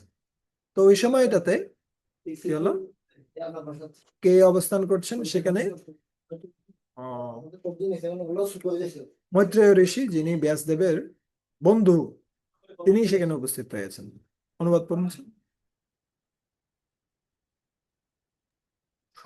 তখন কৃষ্ণ দ্বৈপায়ন ব্যাসদেবের সুহৃদ ও সখা মহাভাগবত মৈত্রেয় ঋষি ত্রিভুবন পর্যটন করতে করতে যদিচ্ছাক্রমে সেখানে এসে উপস্থিত হলেন। यदिच्छया तस्मिन् महाभागवतो, যিনি মহাভাগবত দ্বৈপায়ন সুহৃদ সখা, দ্বৈপায়ন কৃষ্ণ দ্বৈপায়ন বেশের বন্ধু, তিনি সমস্ত জগৎ ভ্রমণ করতে করতে সেখানে এসেছেন ইয়াদিচ্ছয়া। ইয়াদিচ্ছয়া মানে কি? ইয়াদিচ্ছয়া মানে হচ্ছে কি ক্রমে, ইচ্ছা ক্রমে, বা ঘুরতে ঘুরতে এমনিতে চলে আসে। কিন্তু বিশ্বনাথ চক্রবর্তী ঠাকুর তিনি ব্যাখ্যা করছিলেন, ইয়াদিচ্ছয়া মানে হচ্ছে ভগবত ইচ্ছয়া, ভগবানের ইচ্ছায় জীব কোনো কিছু করতে পারে। কেমন এটা? আহ এটা অজ্ঞাত স্বীকৃতি হিসেবে ব্যাখ্যা করছেন প্রভুপাদ তাৎপর্যের মধ্যে, বুঝছেন? মৈত্রেয় ছিলেন একজন মহান ঋষি এবং বিদ্বান দার্শনিক, কিন্তু তিনি ভগবানের শুদ্ধ ভক্ত ছিলেন না। তাই সেই সময় ভগবানের সঙ্গে তার সাক্ষাৎ হয়েছিল তার অজ্ঞাত স্বীকৃতির বলে। শুদ্ধ ভক্তরা সর্বদাই শুদ্ধ ভক্তিতে যুক্ত থাকেন, এবং তাই ভগবানের সঙ্গে তাদের সাক্ষাৎকার স্বাভাবিক। কিন্তু যারা সেই স্তরে উন্নীত না হওয়া সত্ত্বেও ভগবানের সাক্ষাৎকার লাভ করেন, তখন বুঝতে হবে যে তার অজ্ঞাত স্বীকৃতি বা নিজের অজান্তে ভগবত ভক্তি সম্পাদনের ফল হচ্ছে সেটি। ঠিক আছে? তো এটা ভগবানের ইচ্ছার ফলেই হচ্ছে, কিন্তু ভগবান যে ইচ্ছা করছেন যে এই ব্যক্তিটা কি হোক, ভক্তদের সঙ্গ পাক, এই ইচ্ছার পেছনেও কি রয়েছে, কারণ রয়েছে। কারণটা হচ্ছে কি, ওই ব্যক্তিটা হয়তো অজ্ঞাত সারে কোনো ভক্তের সেবা করেছে, কোনো মহাত্মাদের, কোনো ব্রাহ্মণদের সেবা করেছে, বৈষ্ণবদের সেবা করেছে, সঙ্গ করেছে কোনো না কোনো ভাবে, কিন্তু তিনি জানেন না কিভাবে সেটা ঘটেছে। আহ, কিন্তু ভগবান সেটা মনে রাখেন, এবং মনে রেখে ভগবান কি দেন, সেটার ফল দেন। তো একদিকে আমাদের প্রচেষ্টা প্রয়োজন, অন্যদিক দিয়ে ভগবানের ইচ্ছা প্রয়োজন। দুটো সংমিশ্রণ যখন হয়, তখন সেখানে সাফল্য আসে, যেটা আমরা দামোদর লীলাতেও দেখছিলাম না, যে কৃপয়াসিত সবন্দনে দৃষ্টা পরিশ্রমম কৃষ্ণ কৃপয়াসিত সবন্দনে। যখন যশোদা মার পরিশ্রম তিনি দর্শন করলেন, তখন তিনি নিজে বন্ধনগ্রস্ত হলেন। তাই এখানে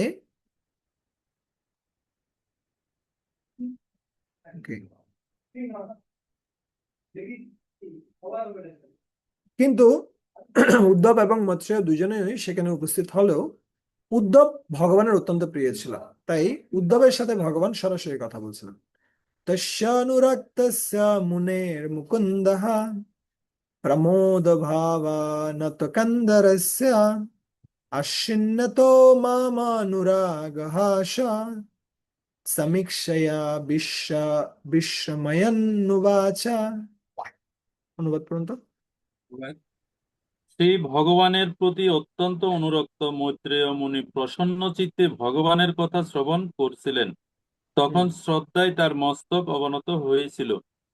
ভগবত কথা শ্রবণ পরায়ণ সেই মুনির সম্মুখে ভগবান মুকুন্দ অনুরাগ ও হাস্যযুক্ত দৃষ্টির দ্বারা আমার শ্রান্তি অবনোদন করে বলতে লাগলেন।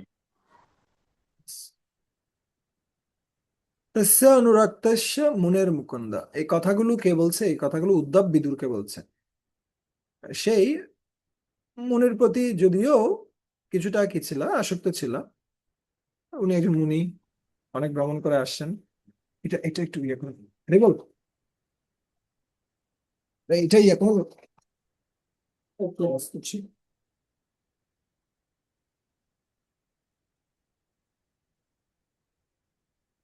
প্রমোদ ভাবা নত কন্দর্শ। হুম, কি বলছেন? তার যে তখন তার শ্রদ্ধায় তার মস্তক অবনত হয়েছিল। কার মস্তক অবনত হয়েছিল? মৈত্রেয় মুনির মস্তক অবনত হয়েছিল। আশ্বিন্নত মাম অনুরাগঃ স সমীক্ষয়া বিস্ময়ন উবাচ। কিন্তু ভগবান সেই মুনির সম্মুখে আমার সাথে কথা বলছিলেন, ঠিক আছে? আমাকে বলছিলেন, আমাকে উদ্দেশ্য করে বলছিলেন। সে ভগবান, তিনি অনুরাগ এবং হাস্যযুক্ত দৃষ্টির দ্বারা আমার শান্তি অপনোদন করে তিনি বলতে লাগলেন। আচ্ছা,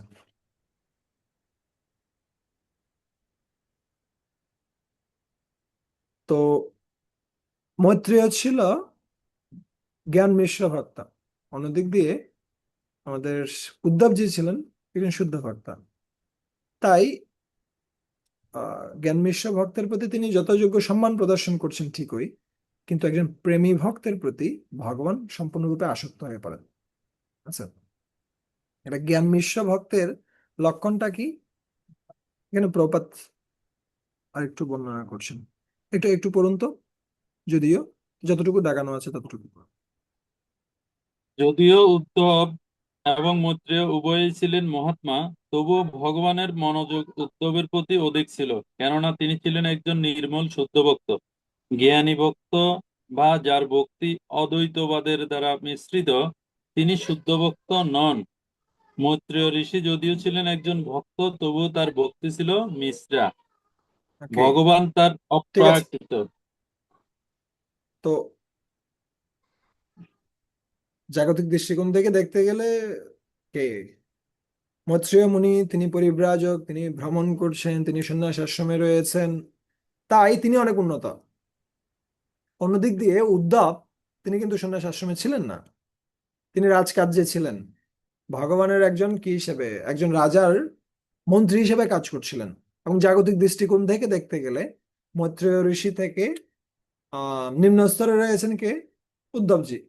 কিন্তু আধ্যাত্মিক দৃষ্টিকোণ থেকে কে কোন স্তরে রয়েছে বা কোন বাহ্যিকভাবে কোন স্তরে রয়েছে, সেটা বিচার বিশ্লেষণ করা হয় না। কি বিশ্লেষণ করা হয়? তার অনুরাগ কতটুকু রয়েছে কৃষ্ণের প্রতি। ঠিক যেমনি রামানন্দ রায়, তিনি ছিলেন একজন রাজকর্মচারী, কিন্তু মহাপ্রভু তাকে দেখে কি হচ্ছেন, আনন্দ পাচ্ছেন। যখন দক্ষিণ ভারতে তার সাথে দেখা হয়, তার সাথে দেখা হওয়ার সাথে সাথে তিনি আনন্দে উদ্বেলিত হয়ে উঠছেন। আর ওখানে যে সমস্ত ব্রাহ্মণরা ছিল তাদেরকে তিনি মনে করছেন এরা হচ্ছে বিজাতীয়। বিজাতীয় দেখিয়া প্রভু করিল সম্বরণ। শূদ্রকে মনে করছেন তিনি আমার অত্যন্ত প্রিয়, আমার অন্তরঙ্গ। শূদ্র কে? রামানন্দ রায় শূদ্র। শূদ্রকে মনে করছেন জাতীয়, স্বজাতীয়, আর ব্রাহ্মণকে মনে করছেন বিজাতীয়। কেন সেটা? কারণ ভক্তির গভীরতা অনুসারে।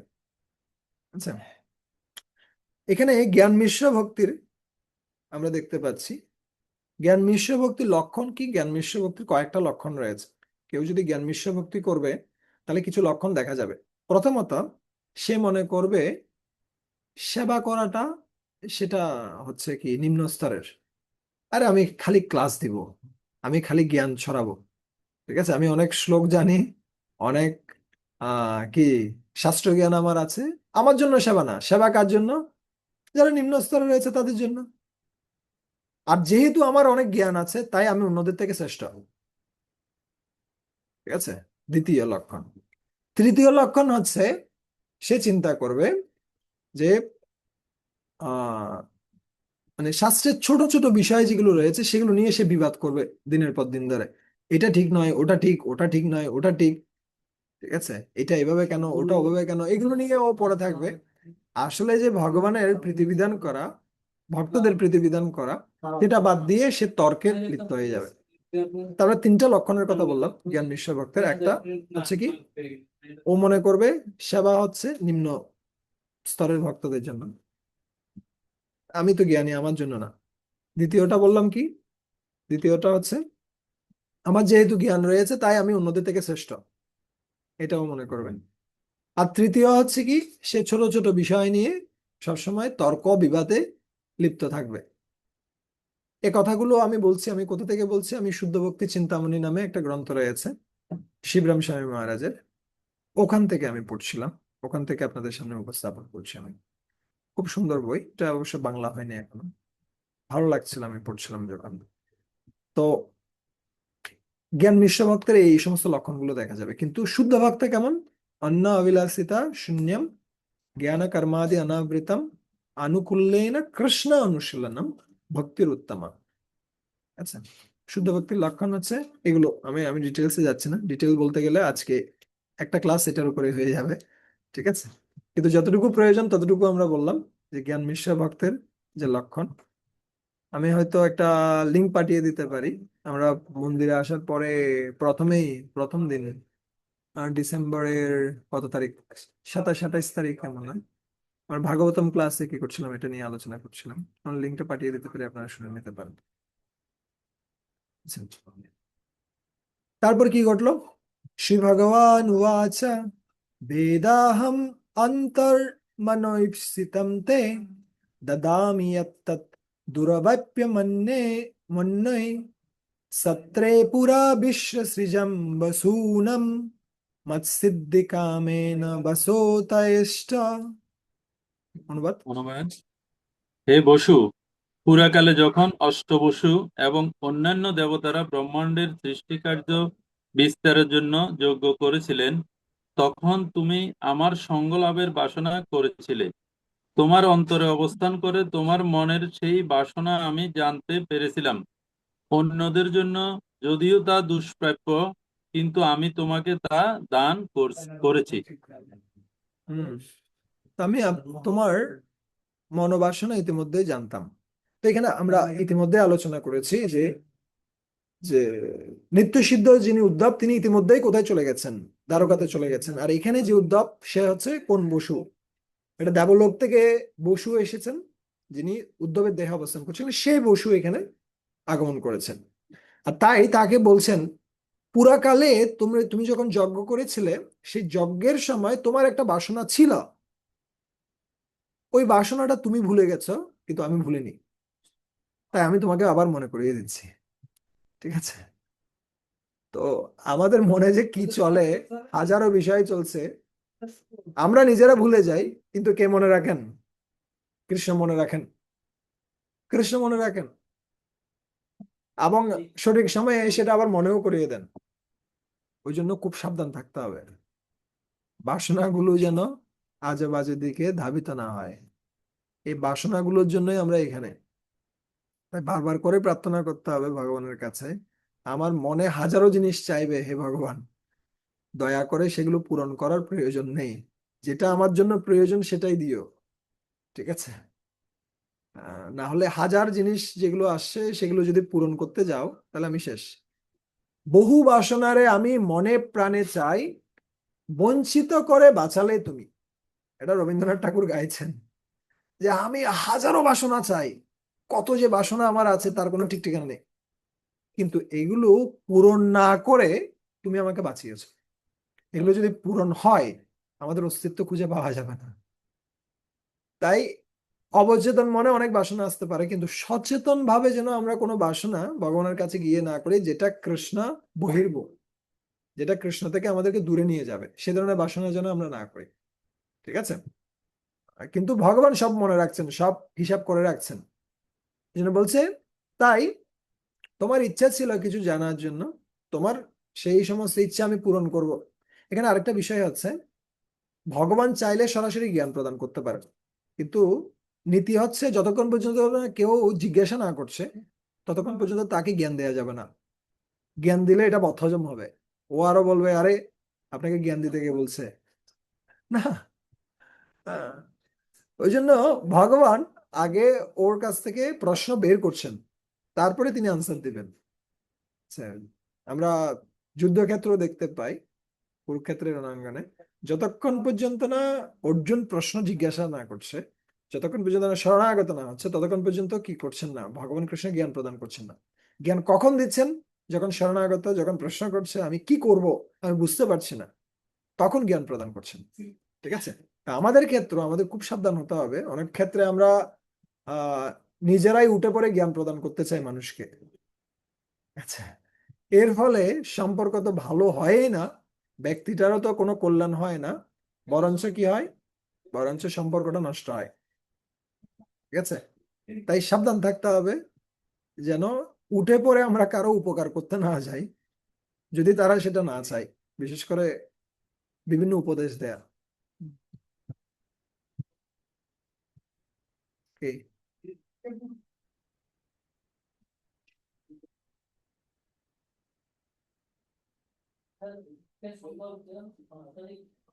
হ্যাঁ, স্বতন্ত্রভাবে বাসনা করার স্বাধীনতা সকলেরই রয়েছে, কিন্তু সেই বাসনা পূর্ণ করেন পরমেশ্বর ভগবান। সকলে স্বতন্ত্রভাবে ইচ্ছা করতে পারে, যা বাসনা বা বাসনা করতে পারে, কিন্তু তার চরিতার্থতা নির্ভর করে পরমেশ্বর ভগবানের পরম ইচ্ছার উপরে। এই জন্য ইংলিশে একটা প্রবাদ আছে, ম্যান প্রপোজেস, গড ডিসপোজেস। মানুষ প্রস্তাব করে আর ভগবান সেটা অনুমোদন করেন। উপদ্রষ্টা অনুমন্তা চ ভর্তা ভোক্তা মহেশ্বর।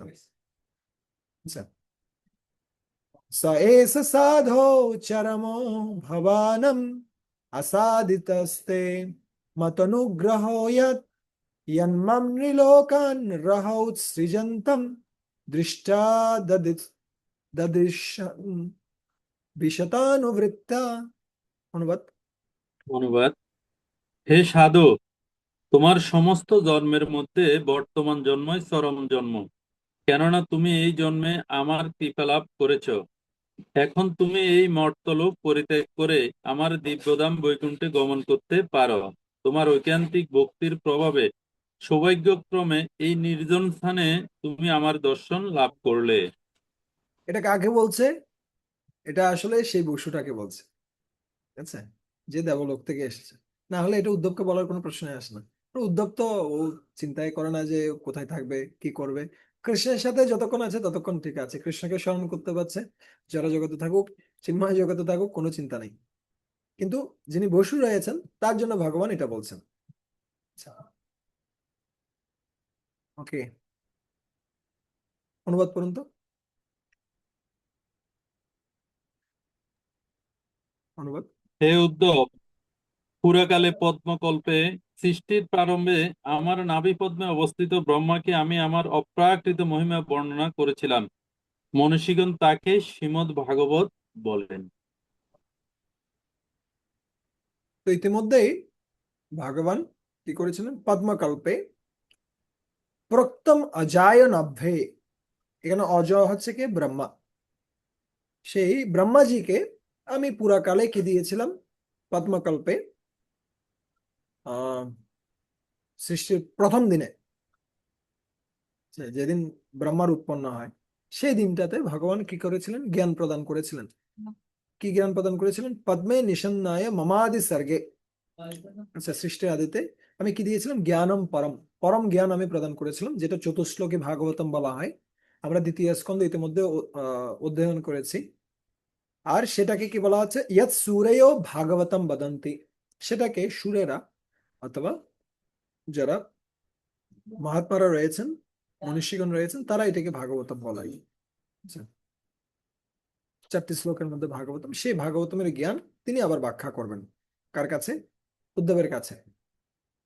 আর 14 থেকে 18 নম্বর শ্লোকে এখানে আমরা দেখব যে উদ্ধব তিনি ভগবানের উদ্দেশ্যে স্তুতি প্রার্থনা এগুলো নিবেদন করছেন। অনুবাদ করুন তো।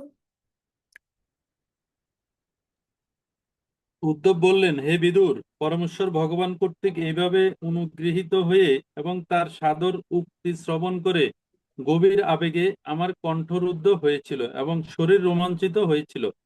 তখন আমি আমার অশ্রু মুছে কৃতাঞ্জলি পুটে তাকে এইরকম বলেছিলাম। তো ভগবান এতগুলো মানুষ থাকতে কেন উদ্ধবকে বেছে নিলেন এই কথা বলার জন্য? বা সবচেয়ে গোপনীয় যে রহস্য, সা রহস্যম তদঙ্গম চ গৃহানুগদিতম মায়া, যেটা আমরা দ্বিতীয় স্কন্ধে দেখেছিলাম রহস্য, এখানেও রহস্য তিনি কি করবেন? উপস্থাপন করবেন। তো এখানে বিশ্বনাথ চক্রবর্তী ঠাকুর তিনি এর কারণটা বলছেন কেন উদ্ধবকে তিনি বিশেষ সময় দিচ্ছেন। এখানে বলছে প্রতীক্ষণা।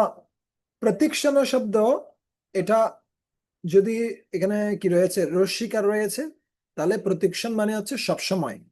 সবসময় যিনি অনুগ্রহ ভাজনম, যিনি সবসময় কৃষ্ণের কৃপার কি কাঙ্গাল, সবসময় কৃপা প্রাপ্ত হওয়ার প্রচেষ্টা করেন সবকিছুর মাধ্যম দিয়ে, তাই তাকে কি করেছিলেন ভগবান কৃষ্ণ এই জ্ঞান প্রদান করেছিলেন। এটা একটা হতে পারে। আরেকটা, প্রতি রস্বীকারের জায়গায় যদি এখানে দীর্ঘিকার হয় প্রতীক্ষণ, এই প্রতীক্ষণ শব্দের অর্থ হচ্ছে কি করা?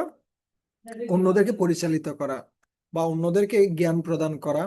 বিশেষ করে এখানে কি করা? কাউকে উপদেশ দেয়া, কাউন্সিলিং করা। ঠিক আছে, কাউন্সিলিং করার মতো যোগ্যতা কার ছিল? উদ্ধবের ছিল। তাই তাকে ভগবান বিশেষ সময় দিচ্ছেন এবং বিশেষ জ্ঞান প্রদান করছেন।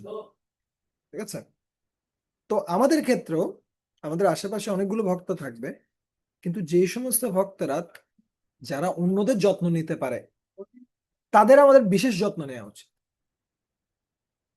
আচ্ছা, আমরা সবার যত্ন নিব যতটুকু পারা যায়, কিন্তু যারা পোটেনশিয়াল লিডার, যারা ভবিষ্যতে কি করতে পারবে, অন্যান্যদের যত্ন নিতে পারবে, সোসাইটির জন্য ভালো কিছু করতে পারবে, তাদের বিশেষ যত্ন নেওয়া উচিত। যত্ন মানে হচ্ছে তাদের সাধনার খোঁজ খবর নেওয়া, তাদেরকে শাস্ত্র জ্ঞান সম্বন্ধে দক্ষ করা, খুব ভালোভাবে কি প্রদান করা, ক্লাস প্রদান করা, এই সমস্ত কিছু করা। যেমনটা মহাপ্রভু করেছিলেন। মহাপ্রভু তার শিষ্যদের মধ্যে বিশেষ সময় দিয়েছিলেন কাকে? রূপ গোস্বামীকে, সনাতন গোস্বামীকে। এবং এর মাধ্যমে কি হলো? রূপ সনাতন তারা বৃন্দাবন ধামকে প্রকট করেছেন। সনাতন কৃপায় পাইনু ভক্তির সিদ্ধান্ত, শিরূপ কৃপায় পাইনু ভক্তির প্রান্ত। সনাতন গোস্বামীর কৃপায় আমরা কি পেয়েছি? ভক্তির সিদ্ধান্ত সমূহ পেয়েছি, সব সিদ্ধান্তগুলো। অর্থ সিদ্ধান্ত সন্মনিন, সমস্ত সিদ্ধান্ত আমরা প্রাপ্ত হয়েছে। আর অন্যদিক দিয়ে রূপ গোস্বামীর কৃপায় কি পেয়েছি আমরা? রস, ভক্তির রসের যে সর্বোচ্চ প্রান্ত সেটা রূপ গোস্বামী দেখিয়ে দিয়েছেন। কিন্তু এই দুজন থেকে সর্বোচ্চ যে মণি, এটা বের করার জন্য মহাপ্রভু কেমন সময় দিয়েছেন তাদের পেছনে, এটা সবচেয়ে বেশি গুরুত্বপূর্ণ। তাই এখানে বিশ্বনাথ চক্রবর্তী ঠাকুর এই প্রতীক্ষণা শব্দটা দিয়ে ব্যাখ্যা করছেন যে যেহেতু তার সে ধরনের ক্ষমতা ছিল অন্যদেরকে সহযোগিতা করার, অন্যদেরকে উপদেশ প্রদান করার, তাই তাকে বিশেষ করে সময় দিচ্ছেন ভগবান। আচ্ছা, কনিষ্যতে পাদ সরোজ ভাজম সুদুর্লভর্তেষু চতুর্ষপীহ তথাপি নাহম প্রবিনোমি ভূমন ভবৎপদম্ভোজ নিষেবনোৎসক। অনুবাদ।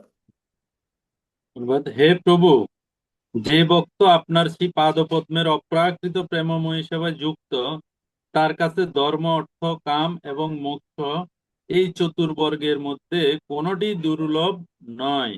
কিন্তু হে মহান, আমি কেবল আপনার চরণাবিন্দের প্রেমময়ী সেবাতেই যুক্ত হতে চাই। তো মুক্তি মুকুলিতাঞ্জলি সেবতে আসমাদ, যখন কেউ ভক্তি করে, ভক্তি স্তয়ী স্থিরতারা যদি ভাগবত স্যাৎ, যখন কারোর মধ্যে ভক্তি উদিত হচ্ছে, তখন কে চলে আসে? মুক্তি মুকুলিতাঞ্জলি সেবতে আসমাদ, মুক্তি স্বয়ং হাত জোর করে এসে তার কাছে বলতে থাকে, হে প্রভু আপনি আমাকে গ্রহণ করুন। ধর্ম আত্ম কাম মোক্ষ স্বয়ং আগত, পেছনে পেছনে ধর্ম অর্থ কাম মোক্ষও চলে আসে। এরা তো চলে আসে, এই সাথে সাথে মুক্তিও চলে এসে ভক্তকে বলে আপনি আমাকে গ্রহণ করুন, কিন্তু ভক্ত এগুলো গ্রহণ করে না। ভক্ত কার প্রতি আকৃষ্ট? ভক্ত সেবার প্রতি আকৃষ্ট। এই জন্য বলছে যে সারিপ্য সালেক্য সামীপ্য ষষ্ঠীর একত্বম অপিউত দীয়মানম না গৃহ্ণন্তি বিনা মত সেবনম জন। এই যে 5 প্রকার মুক্তি, এই সমস্ত মুক্তি যখন ভগবানের ভক্তের কাছে আসে, তখন সেই সমস্ত মুক্তি ভক্ত গ্রহণ করেন না, যদি না সেখানে সেবার কোনো সুযোগ থাকে। যদি সেবার সুযোগ থাকে তাহলে তিনি গ্রহণ করতে পারেন, তিনি ভগবানের ধামে যেতে পারেন, তিনি ভগবানের মতো ঐশ্বর্য গ্রহণ করতে পারেন, সবকিছু তিনি করতে পারেন যদি সেবার সুযোগ থাকে। কিন্তু যদি সেবার সুযোগ না থাকে তাহলে তিনি এই সমস্ত কিছুতে আকৃষ্ট। এই জন্য বলছেন এখানে যে প্রেমময়ী সেবাতেই যুক্ত হতে চাই, আমি অন্য কিছু চাই না। শুদ্ধ ভক্ত কেবল ভগবানের সেবাতেই যুক্ত হতে চান এবং তার ব্যক্তিগত লাভের কোন রকম চিন্তা তিনি করেন না। আমি শুনছিলাম একজন বক্তা, উনি শিক্ষা অষ্টকমের সব শ্লোক পাঠ করেন, শুধুমাত্র একটা শ্লোক তিনি পাঠ করেন না, সেটা হচ্ছে কি, ন ধনম ন জনম ন সুন্দরী কবিতাম বা জগদীশ কাময়ে। ঠিক আছে? তো তো বলছিলাম যে প্রভু এটা কিভাবে প্রার্থনা করা যায়, এটা কিভাবে সম্ভব? ন ধনম ন জনম, আমি তো এগুলোর পেছনে দৌড়াচ্ছি, আমি কিভাবে এটা প্রার্থনা করব যে আমি এটা চাই না? কিন্তু প্রাথমিক পর্যায়ে এটা কষ্টকর হলেও ধীরে ধীরে আমরা বুঝতে পারি যে আসলে এই সমস্ত কোনো কিছুই আমাদেরকে প্রকৃত সুখ দিতে পারে না, একমাত্র ভগবানের সেবা, ভক্ত সঙ্গ, এগুলোই আনন্দ দিতে পারে। তো উদ্ধবজি তিনি ভগবানের কাছে আরো নিবেদন করছেন, আমি কি চাই না, আমি মোক্ষ চাই না, এই সমস্ত কোনো কিছু, আমি ধর্মত্ব কাম এই সমস্ত কিছু চাই না। আমার আমার তো আপনার আচরণ দেখেই কি লেগে যাচ্ছে, খটকা লেগে যাচ্ছে।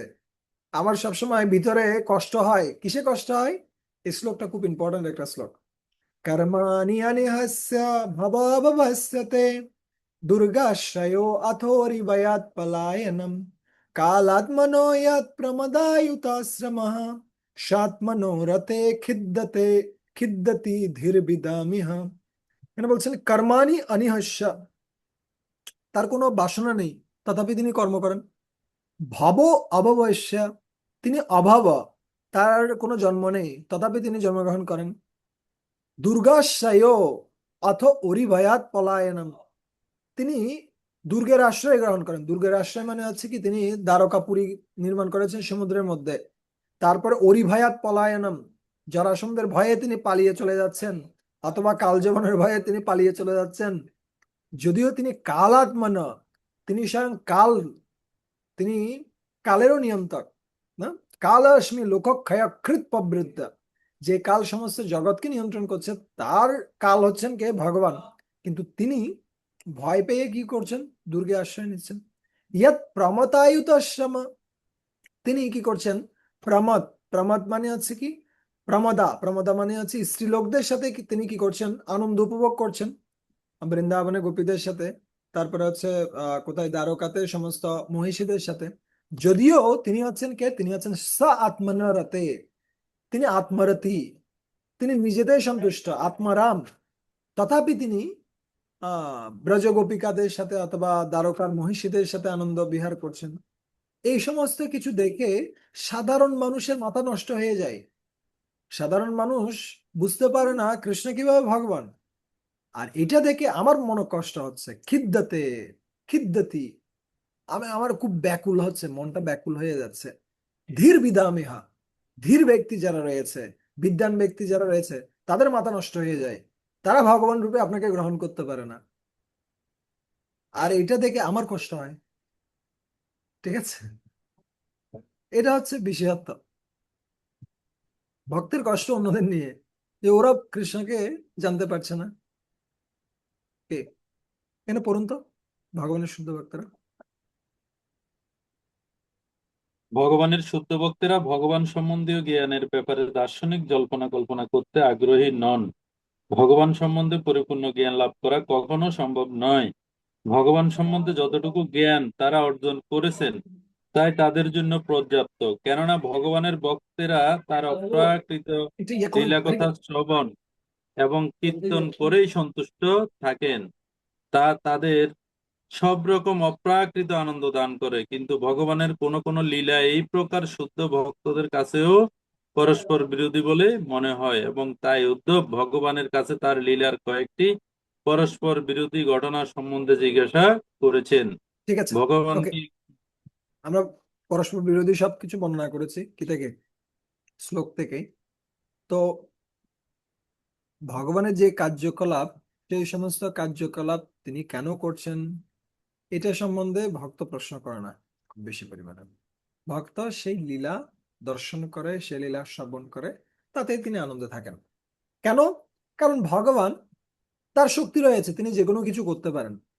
মানে প্রপাত তার একটা জায়গায় লিখছিলেন, হ্যাঁ, যিনি ব্রহ্ম এবং পরব্রহ্মের পার্থক্য সম্বন্ধে অবগত তিনি হচ্ছেন প্রকৃত পরমাত্মবাদী। এই প্রকার পরমাত্মবাদীদের কাছে কোনো কিছু বিভ্রান্তজনক নয়। কেন বিভ্রান্তজনক নয়? কারণ তিনি যা ইচ্ছে তাই করতে পারেন, তার শক্তি সেরকম রয়েছে। আমরা ব্রহ্ম, আমরা ক্ষুদ্র, আর পরব্রহ্ম হচ্ছে বিভু, তিনি করতে পারেন যেটা আমরা করতে পারি না। এই জন্য বলছেন ভগবান এমন কিছু করতে পারেন যা আমরা করতে পারি। যেমন আমরা খাই, ভগবানও খেতে পারেন। আর ভগবান এমন কিছু করতে পারেন যা আমরা করতে পারি না। যেমন আমরা গ্রহগুলোকে কি করতে পারি না, ভাসাতে পারি না। আমরা হয়তো একটা কি উড়োজাহাজকে ভাসাতে পারি, কিন্তু ভগবান কাকে ভাসাতে পারেন? বিশাল ব্রহ্মাণ্ডকে ভাসাতে পারেন। তাই ভগবান এমন কিছু করতে পারেন যা আমরা করতে পারি না। আবার ভগবান এমন কিছু করতে পারেন যা আমরা চিন্তাও করতে পারি না। তিনটা লেভেলে আমরা বললাম। একটা লেভেল বললাম ভগবান এমন কিছু করতে পারেন যা আমরা করতে পারি, আমরা করছি, ভগবানও করতে পারেন। তারপরে বললাম ভগবান এমন কিছু করতে পারেন যা আমরা করতে পারি না, কিন্তু ভগবান করতে পারেন। আর তৃতীয় পর্যায়ে ভগবান এমন কিছু করতে পারেন যা আমরা চিন্তাও করতে পারি না, তার কারণে তিনি হচ্ছেন ভগবান। ঠিক আছে? এই জন্য বলছেন, ভীষ্মদেবও বলছেন গীতার 10 অধ্যায়ের 2 নম্বর শ্লোকে বলছেন, নামে বিদু সুরাগানা। হ্যাঁ, সুর ব্যক্তিরা, বিশাল বিদ্বান ব্যক্তিরা তারাও আমাকে জানতে পারে না। কে ভীষ্মদেব বলছেন, না হি অস্যা করহিচিৎ রাজন পুমান বেদ বিদিতম ইয়দ্বি জিজ্ঞাসয়া যুক্তা মুহ্যন্তি কবয়োপিহি। কবয়ো, বিশাল বিশাল বিদ্বান ব্যক্তিরা, চতুর্বেদী ত্রিবেদী যারা রয়েছে তারা পর্যন্ত কি হয়েছে, বিভ্রান্ত হয়ে যায়। সেখানে কিভাবে জানবে? আরো বর্ণনা করছেন কেন তার খারাপ লাগছে। ঠিক আছে, মন্ত্রে সুমাম্বা উপহዮ ইয়ত্তাম অকুণ্ঠিতা খণ্ড সদাত্ম বোধঃ পৃচ্ছে প্রভো মুগ্ধ ইবা প্রমত্তস তন্নো মনো মোহয়িত মোহয়িতিব দেবা। অনুবাদ। ধন্যবাদ। হে প্রভু, কালের দ্বারা অখণ্ডিত, অন্তহীন, জ্ঞান সমন্বিত এবং সংশয় রহিত হওয়া সত্ত্বেও আপনি যে আমাকে ডেকে এনে আমার পরামর্শ গ্রহণ করতেন, আপনি মোহপ্রাপ্ত না হয়েও যে মোহাচ্ছন্নের মতো এইসব আচরণ করতেন, তা আমাকে বিমোহিত করছে। হুম, বিমোহিত করছে। কেন? কারণ আপনার অকুণ্ঠিত অখণ্ড সদাত্ম বোধ, আপনার বুদ্ধি হচ্ছে কেমন, অকুণ্ঠিত, সেটা কখনো খণ্ডপ্রাপ্ত হয় না। কুণ্ঠিত মানে হচ্ছে বাধাগ্রস্ত হওয়া। যেমন আমরা যখন জল ফেলবো, জলের দেখবেন না এটা টপ টপ করে পড়ছে, কিন্তু যখন তেল ঢালা হবে তেল কিন্তু কি করবে, একদম নিরবিচ্ছিন্ন ভাবে পড়বে। একইভাবে ভগবানের যে বুদ্ধি সেটা হচ্ছে কেমন, এই নিরবিচ্ছিন্ন তৈলধারার মতো, সেখানে কোনো বাধাগ্রস্ত হওয়ার কোনো কারণ আসে না। কালের দ্বারা সেটা কি প্রভাবিত হওয়ার কোনো কারণ নেই। কিন্তু এখানে দেখা যাচ্ছে যখন জরাসন্ধ আক্রমণ করেছে, যখন একই সাথে কোথা থেকে যুধিষ্ঠির মহারাজ তিনি রাজসূয় যজ্ঞে আমন্ত্রণ জানিয়েছেন কাকে, ভগবান কৃষ্ণকে, দুটো যখন একসাথে এসেছে, ভগবান এমন ভাবে আচরণ করছেন যেন তিনি কিছু বুঝতে পারছেন না। ভগবান কাকে জিজ্ঞেস করছেন? ইয়াকে জিজ্ঞেস করছেন, উদ্ধবকে জিজ্ঞেস করছেন, উদ্ধব এখন আমাদের কি করা উচিত? একদিকে হচ্ছে জরাসন্ধকে হত্যা করা উচিত, অন্যদিক দিয়ে আমাদের রাজসূয় যজ্ঞ কি করা উচিত, অংশগ্রহণ করা উচিত, কি করা এখন কর্তব্য হবে? এমন ভাবে আচরণ করছেন ভগবান যেন তিনি কিছুই জানেন না। আহ, আর সেটা একবার নয়, এখানে বলছেন মন্ত্রেষু। মন্ত্রেষু একটা হচ্ছে মন্ত্র, মন্ত্রণা, আর এটা হচ্ছে মন্ত্রেষু, মানে হচ্ছে বহু বচন। এটা মানে সবসময় তিনি মন্ত্রণা নিতেন, এবং বিশেষ করে যখন সামন্তক মণি কি হয়, হরণ হয়, ওই সময়টাতে কৃষ্ণ প্রত্যেকটা সময়ে কি করেছেন, কার কাছ থেকে, উদ্ধবের কাছ থেকে মন্ত্রণা নিয়েছেন।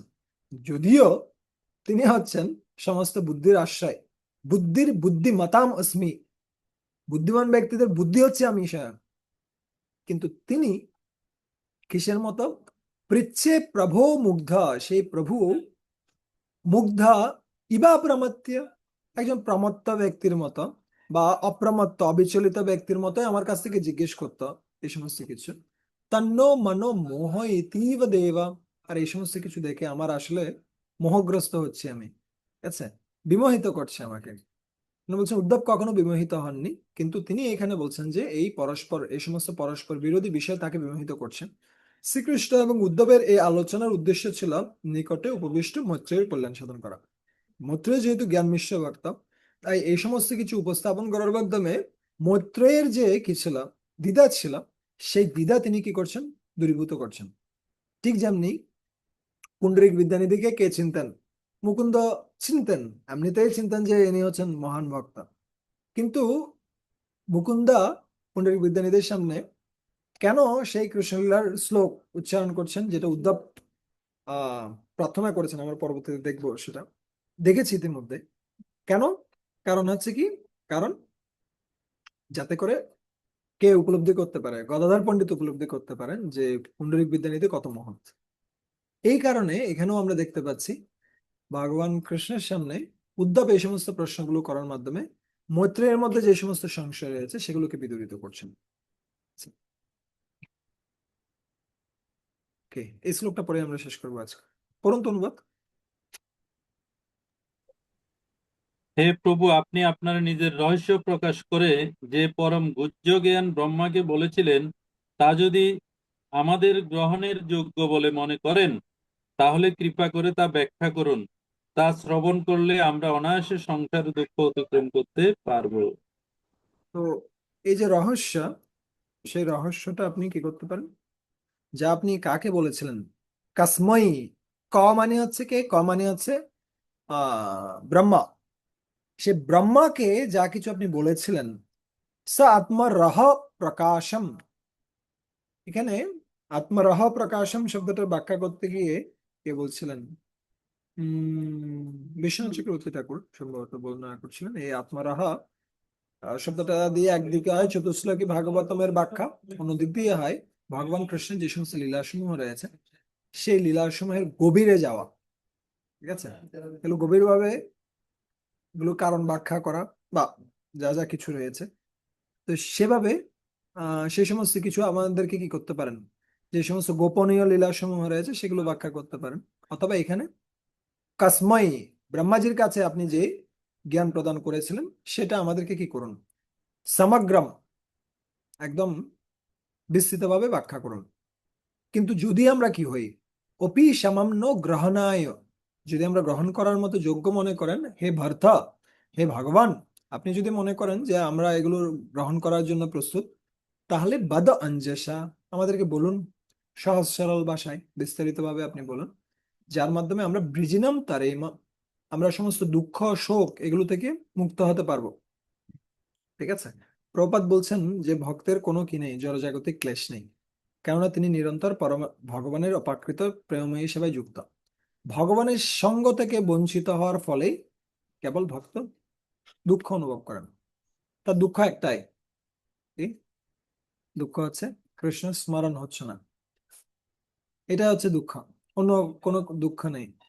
যেটা পার্বতী দেবীকে শিব ঠাকুরও বলছিলেন যে আমি আহ যেই দিনটাতে মেঘ গর্জন করে, ঝড় উৎপন্ন হয়, ভূমিকম্প হয়, এই সমস্ত দিনকে আমি বিপদের দিন বলে মনে করি না, কিন্তু যে দিনটাতে আমি কৃষ্ণ স্মরণ করতে পারি না সেই দিনটাই হচ্ছে বিপদ। আহ, প্রকৃত বিপদ হচ্ছে কৃষ্ণকে ভুলে যাওয়া, আর প্রকৃত সম্পদ হচ্ছে কৃষ্ণকে মনে রাখা। ঠিক আছে, তো আজকে আমরা যে বিষয়গুলো দেখলাম, আমরা দেখলাম আহ কিভাবে যাদবদের অন্তর্ধান হচ্ছে। তো অন্তর্ধানের মূল কারণটা হচ্ছে কি, ভগবানের ইচ্ছা। ভগবান তিনি কি করছেন, তিনি তার যে সমস্ত পার্শ্বদেরা, তারা তার অন্তর্ধানের পরে, ভগবানের অন্তর্ধানের পরে সেই দুঃখ সহ্য করতে পারবে না, তাই তাদেরকে আগে ভাগে পাঠিয়ে দিচ্ছেন তার ধামে। আচ্ছা, এটা হচ্ছে মূল কারণ।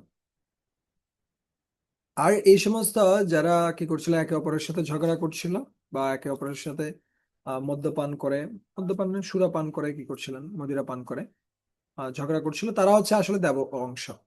ঠিক আছে, এই বিষয়গুলো আমাদের ক্লিয়ার হওয়া প্রয়োজন আর ভালোভাবে। আর দ্বিতীয়ত হচ্ছে, আমরা দেখলাম ভগবান তিনি কি করছেন, উদ্ধব এবং মৈত্রেয় ঋষির সাথে মিলিত হচ্ছেন, কিন্তু সেখানে বিশেষভাবে উদ্ধবকে তিনি গুরুত্ব প্রদান করছেন। কেন? উদ্ধব ছিলেন শুদ্ধ ভক্ত, আর আর মৈত্রেয় ঋষি ছিলেন জ্ঞান মিশ্রা ভক্ত। আমরা জ্ঞান মিশ্রা ভক্তের লক্ষণ দেখেছি ইতিমধ্যে, আমরা 3টা লক্ষণ বর্ণনা করেছি। আর উদ্ধব তিনি ভগবানের উদ্দেশ্যে স্তুতি প্রার্থনা করছেন। প্রার্থনাগুলোর মূল বিষয়টা ছিল হচ্ছে কি, আমি আসলেই কি চাই না, আমি আসলে ধর্ম অর্থ কাম মোক্ষ এই সমস্ত কোনো কিছুই চাই না, আমি কি চাই, আমি আপনার সেবা চাই। আর দ্বিতীয়ত বলছিলেন যে আমি আমার খুব মনোকষ্ট হচ্ছে। কেন মনোকষ্ট হচ্ছে? কারণ সাধারণ মানুষ আপনাকে ভুল বোঝে, আপনার কার্যকলাপ নিয়ে মানুষ ভুল বোঝে, আপনার শরণাগত হয় না, এটাই আমার সবচেয়ে বড় কষ্ট। ঠিক আছে, তো আগামী দিন আমরা আহ দেখব যে কিভাবে এই যাত্রাটা এগিয়ে যাচ্ছে, কিভাবে ভগবানের তিরোধানের পরে বদরিকা আশ্রমে তিনি গমন করছেন, বিদুরের সাথে আহ কথোপকথন হচ্ছে উদ্ধবের বিস্তারিতভাবে, তিনি মৈত্রেয়ের কাছে প্রেরণ করছেন বিদুরকে, সেটা আমরা আগামী দিন দেখব। হরে কৃষ্ণ কৃষ্ণ কৃষ্ণ হরে হরে, হরে রাম রাম রাম হরে হরে। প্রশ্ন রয়েছে শান্তিপ্রিয় মাতা? আচ্ছা, আপনাদের সবার প্রতি অনুরোধ থাকবে, ইতিমধ্যে আমাদের 2টো পরীক্ষা হয়ে গেছে দ্বিতীয় স্কন্ধের, কিন্তু দ্বিতীয় স্কন্ধের অ্যাসাইনমেন্ট গুলো বাকি রয়েছে। আপনারা অ্যাসাইনমেন্ট গুলো কমপ্লিট করে নিন এর মধ্যে। আর সেই সাথে আমরা তৃতীয় স্কন্ধেও কিন্তু 6টা অধ্যায় যাওয়ার পরে আবার পরীক্ষা হবে, আবার অ্যাসাইনমেন্ট রয়েছে। ইতিমধ্যে আমরা 4র্থ অধ্যায় শেষ করছি, তো সেটার জন্য প্রস্তুত হওয়াটা ভালো। প্রতিদিন অল্প অল্প সময় যদি দিই তাহলে এটা সহজ।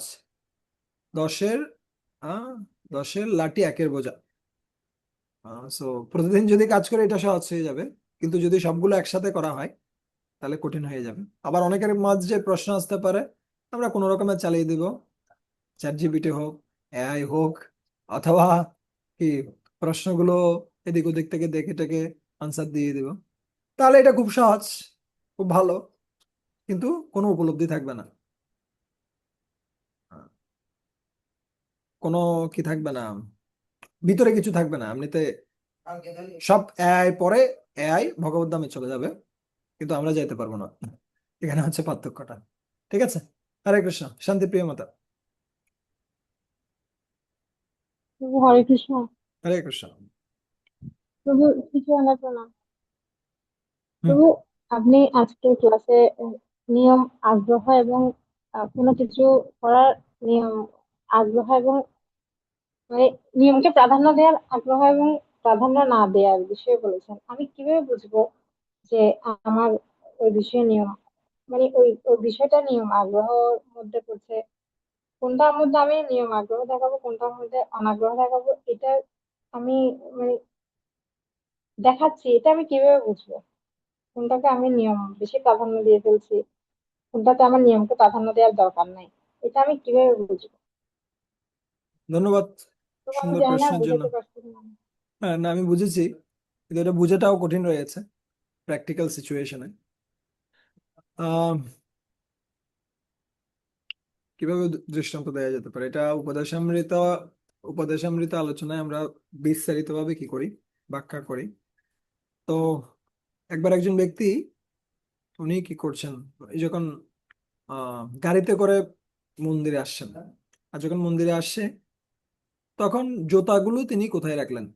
গাড়ির ভিতরে রেখে তিনি খালি পায়ে কোথায় ঢুকছেন, মন্দিরে ঢুকছেন।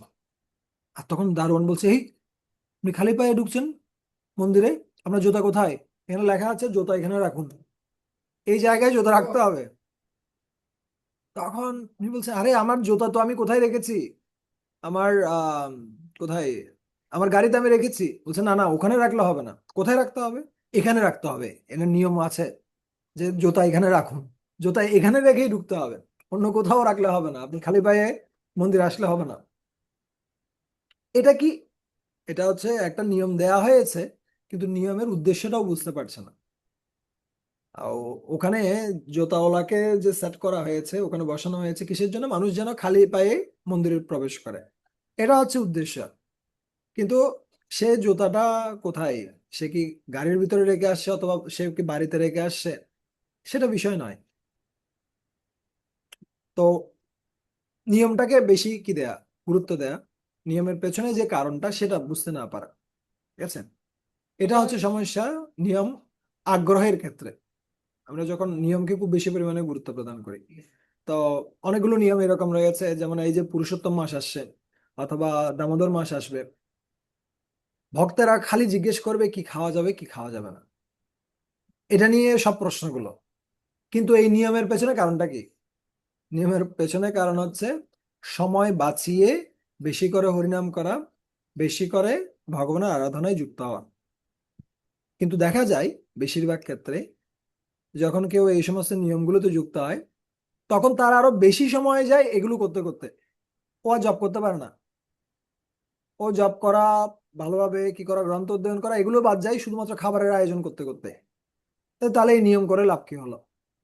নিয়মের উদ্দেশ্যটা ছিল বেশি করে কৃষ্ণ ভজন করা, কিন্তু উদ্দেশ্যটা বাদ গিয়ে ওই নিয়মটাই রয়ে যাচ্ছে, ঠিক আছে? এভাবে আরো অনেকগুলো বিষয় হতে পারে, কিন্তু আমরা চিন্তা করে দেখতে পারি যে সবগুলো নিয়মের সার বস্তু হচ্ছে কি, স্মাতব্য সততম বিষ্ণু বিস্মিতব্য ন জাত উচিত, সর্বের বিধি নিষেধ আশু এতএরিব কিঙ্করা। সমস্ত বিধি নিষেধের মূল হচ্ছে কি সবসময় কৃষ্ণকে স্মরণ করা, কখনো কৃষ্ণকে ভুলে না যাওয়া। এই নীতির সাথে কোনোটা সাংঘর্ষিক হচ্ছে কিনা, ঠিক আছে? আমার জব, আমার শ্রবণ, আমার সেবা, এই সমস্ত কিছুতে নিয়মগুলো সহযোগিতা করছে, নাকি সেগুলোতে খুব বেশি পরিমাণে আসক্তির ফলে আমরা আরো রূঢ় হয়ে যাচ্ছি, ভক্তদের সাথে খারাপ আচরণ করছি? অনেক সময় এই ধরনের হয়তো কখন যখন কেউ খুব বেশি পরিমাণে নির্জলা একাদশী বা এই সমস্ত কিছু তপস্যা গুলো করে, ও ভক্তদের সাথে আচরণও কি করতে থাকে,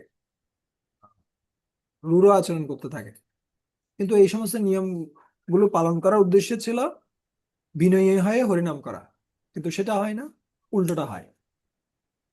ঠিক আছে, এইভাবে অনেকগুলো উদাহরণ হতে পারে। আপনার নিজের প্রেক্ষাপটে আপনাকে চিন্তা করতে হবে আহ, কোনটা নিয়ম অগ্রহ হচ্ছে আর কোনটা নিয়ম পালন করা হচ্ছে অথবা নিয়ম আগ্রহ আছে। ঠিক আছে মাতা, আমি জাস্ট আনসার দেওয়ার প্রচেষ্টা করলাম, কিন্তু আপনার আশেপাশে যে সমস্ত ভক্তরা রয়েছে তারা আরো বিস্তারিতভাবে হয়তো বলতে পারেন যে কি হচ্ছে আপনার জীবনে। প্রভু, ধন্যবাদ। খুবই সুন্দরভাবে বলেছেন। হ্যাঁ, আমি পুরো বুঝতে পেরেছি নিয়ম আগ্রহটা, কিন্তু কোন বিষয় কখন আমি নিয়মকে অগ্রাধিকার দেব না, এই বিষয়ে যদি একটু বলেন ভালো হয়। আপনি খুবই সুন্দর উত্তর দিয়েছেন কথাটা, একদম ক্লিয়ার করবো, বুঝতে পেরেছি আমি। কিন্তু কখন আমরা নিয়ম, নিয়মকে, আমি কখন নিয়মকে যদি এর থেকে বড় কোনো নিয়ম চলে আসে তখন নিম্নতর নিয়মকে বাদ দিতে হবে। যেমন ধরেন আপনি বিগ্রহের কি করছেন, আরাধনা করছেন, ধরেন আপনার ঘরে আপনি ধূপবাতি দিয়ে পূজা করছেন, ওই সময়টাতে কোনো একজন ভক্ত চলে আসছে গৃহে, বা মহান একজন বৈষ্ণব চলে আসছে, আর ঘরে আপনার আর কেউ নেই তাকে কি করার মতো, মানে রিসিভ করার মতো, তখন বিগ্রহ পূজাটা কি নয়, ইম্পর্টেন্ট নয়। ইম্পর্টেন্ট হচ্ছে কি গুরুদেবকে কি করা, স্বাগত জানানো, ঠিক আছে? তো এই নিয়ম, এটা একটা নিয়ম বিগ্রহের আরাধনা করা, তার থেকে গুরুত্বপূর্ণ নিয়ম হচ্ছে কি করা, বৈষ্ণবদের স্বাগত জানানো। তো একটা কি নিম্নতর নিয়মকে আমরা পরিত্যাগ করতে পারি উচ্চতর নিয়মকে সাধন করার জন্য, ঠিক আছে? বুঝতে পারছেন মাতা? হ্যাঁ প্রভু, প্রভু ধন্যবাদ। হ্যাঁ প্রভু, বুঝতে পেরেছি। ধন্যবাদ প্রভু। আমি জাস্ট হরে সংক্ষেপে কৃষ্ণ। আনসার দেওয়ার চেষ্টা করলাম। আমি অত বিস্তারিতভাবে দিতে পেরেছি বলে মনে হয় না, কোনো অভিজ্ঞ ভক্ত থেকে আপনি আরো বিস্তারিতভাবে জানতে পারেন। রিপা মাতা, আপনার হ্যাঁ প্রশ্ন প্রভু, রয়েছে? অতটা হচ্ছে সন্তুষ্ট। হরে কৃষ্ণ। আচ্ছা, প্রশ্নোত্তরের সময় থাকাটা বাধ্যতামূলক নয়, আপনারা কেউ করতে পারেন, কিন্তু প্রশ্নোত্তরের সময় থাকলে এটা অবশ্য ভালো, তার ফলে অনেক কিছু জানা যায়, যেমন শান্তিপ্রিয়া মাতার প্রশ্ন থেকে। রিপা মাতা, আপনার প্রশ্ন? হরে কৃষ্ণ, প্রণাম প্রভু।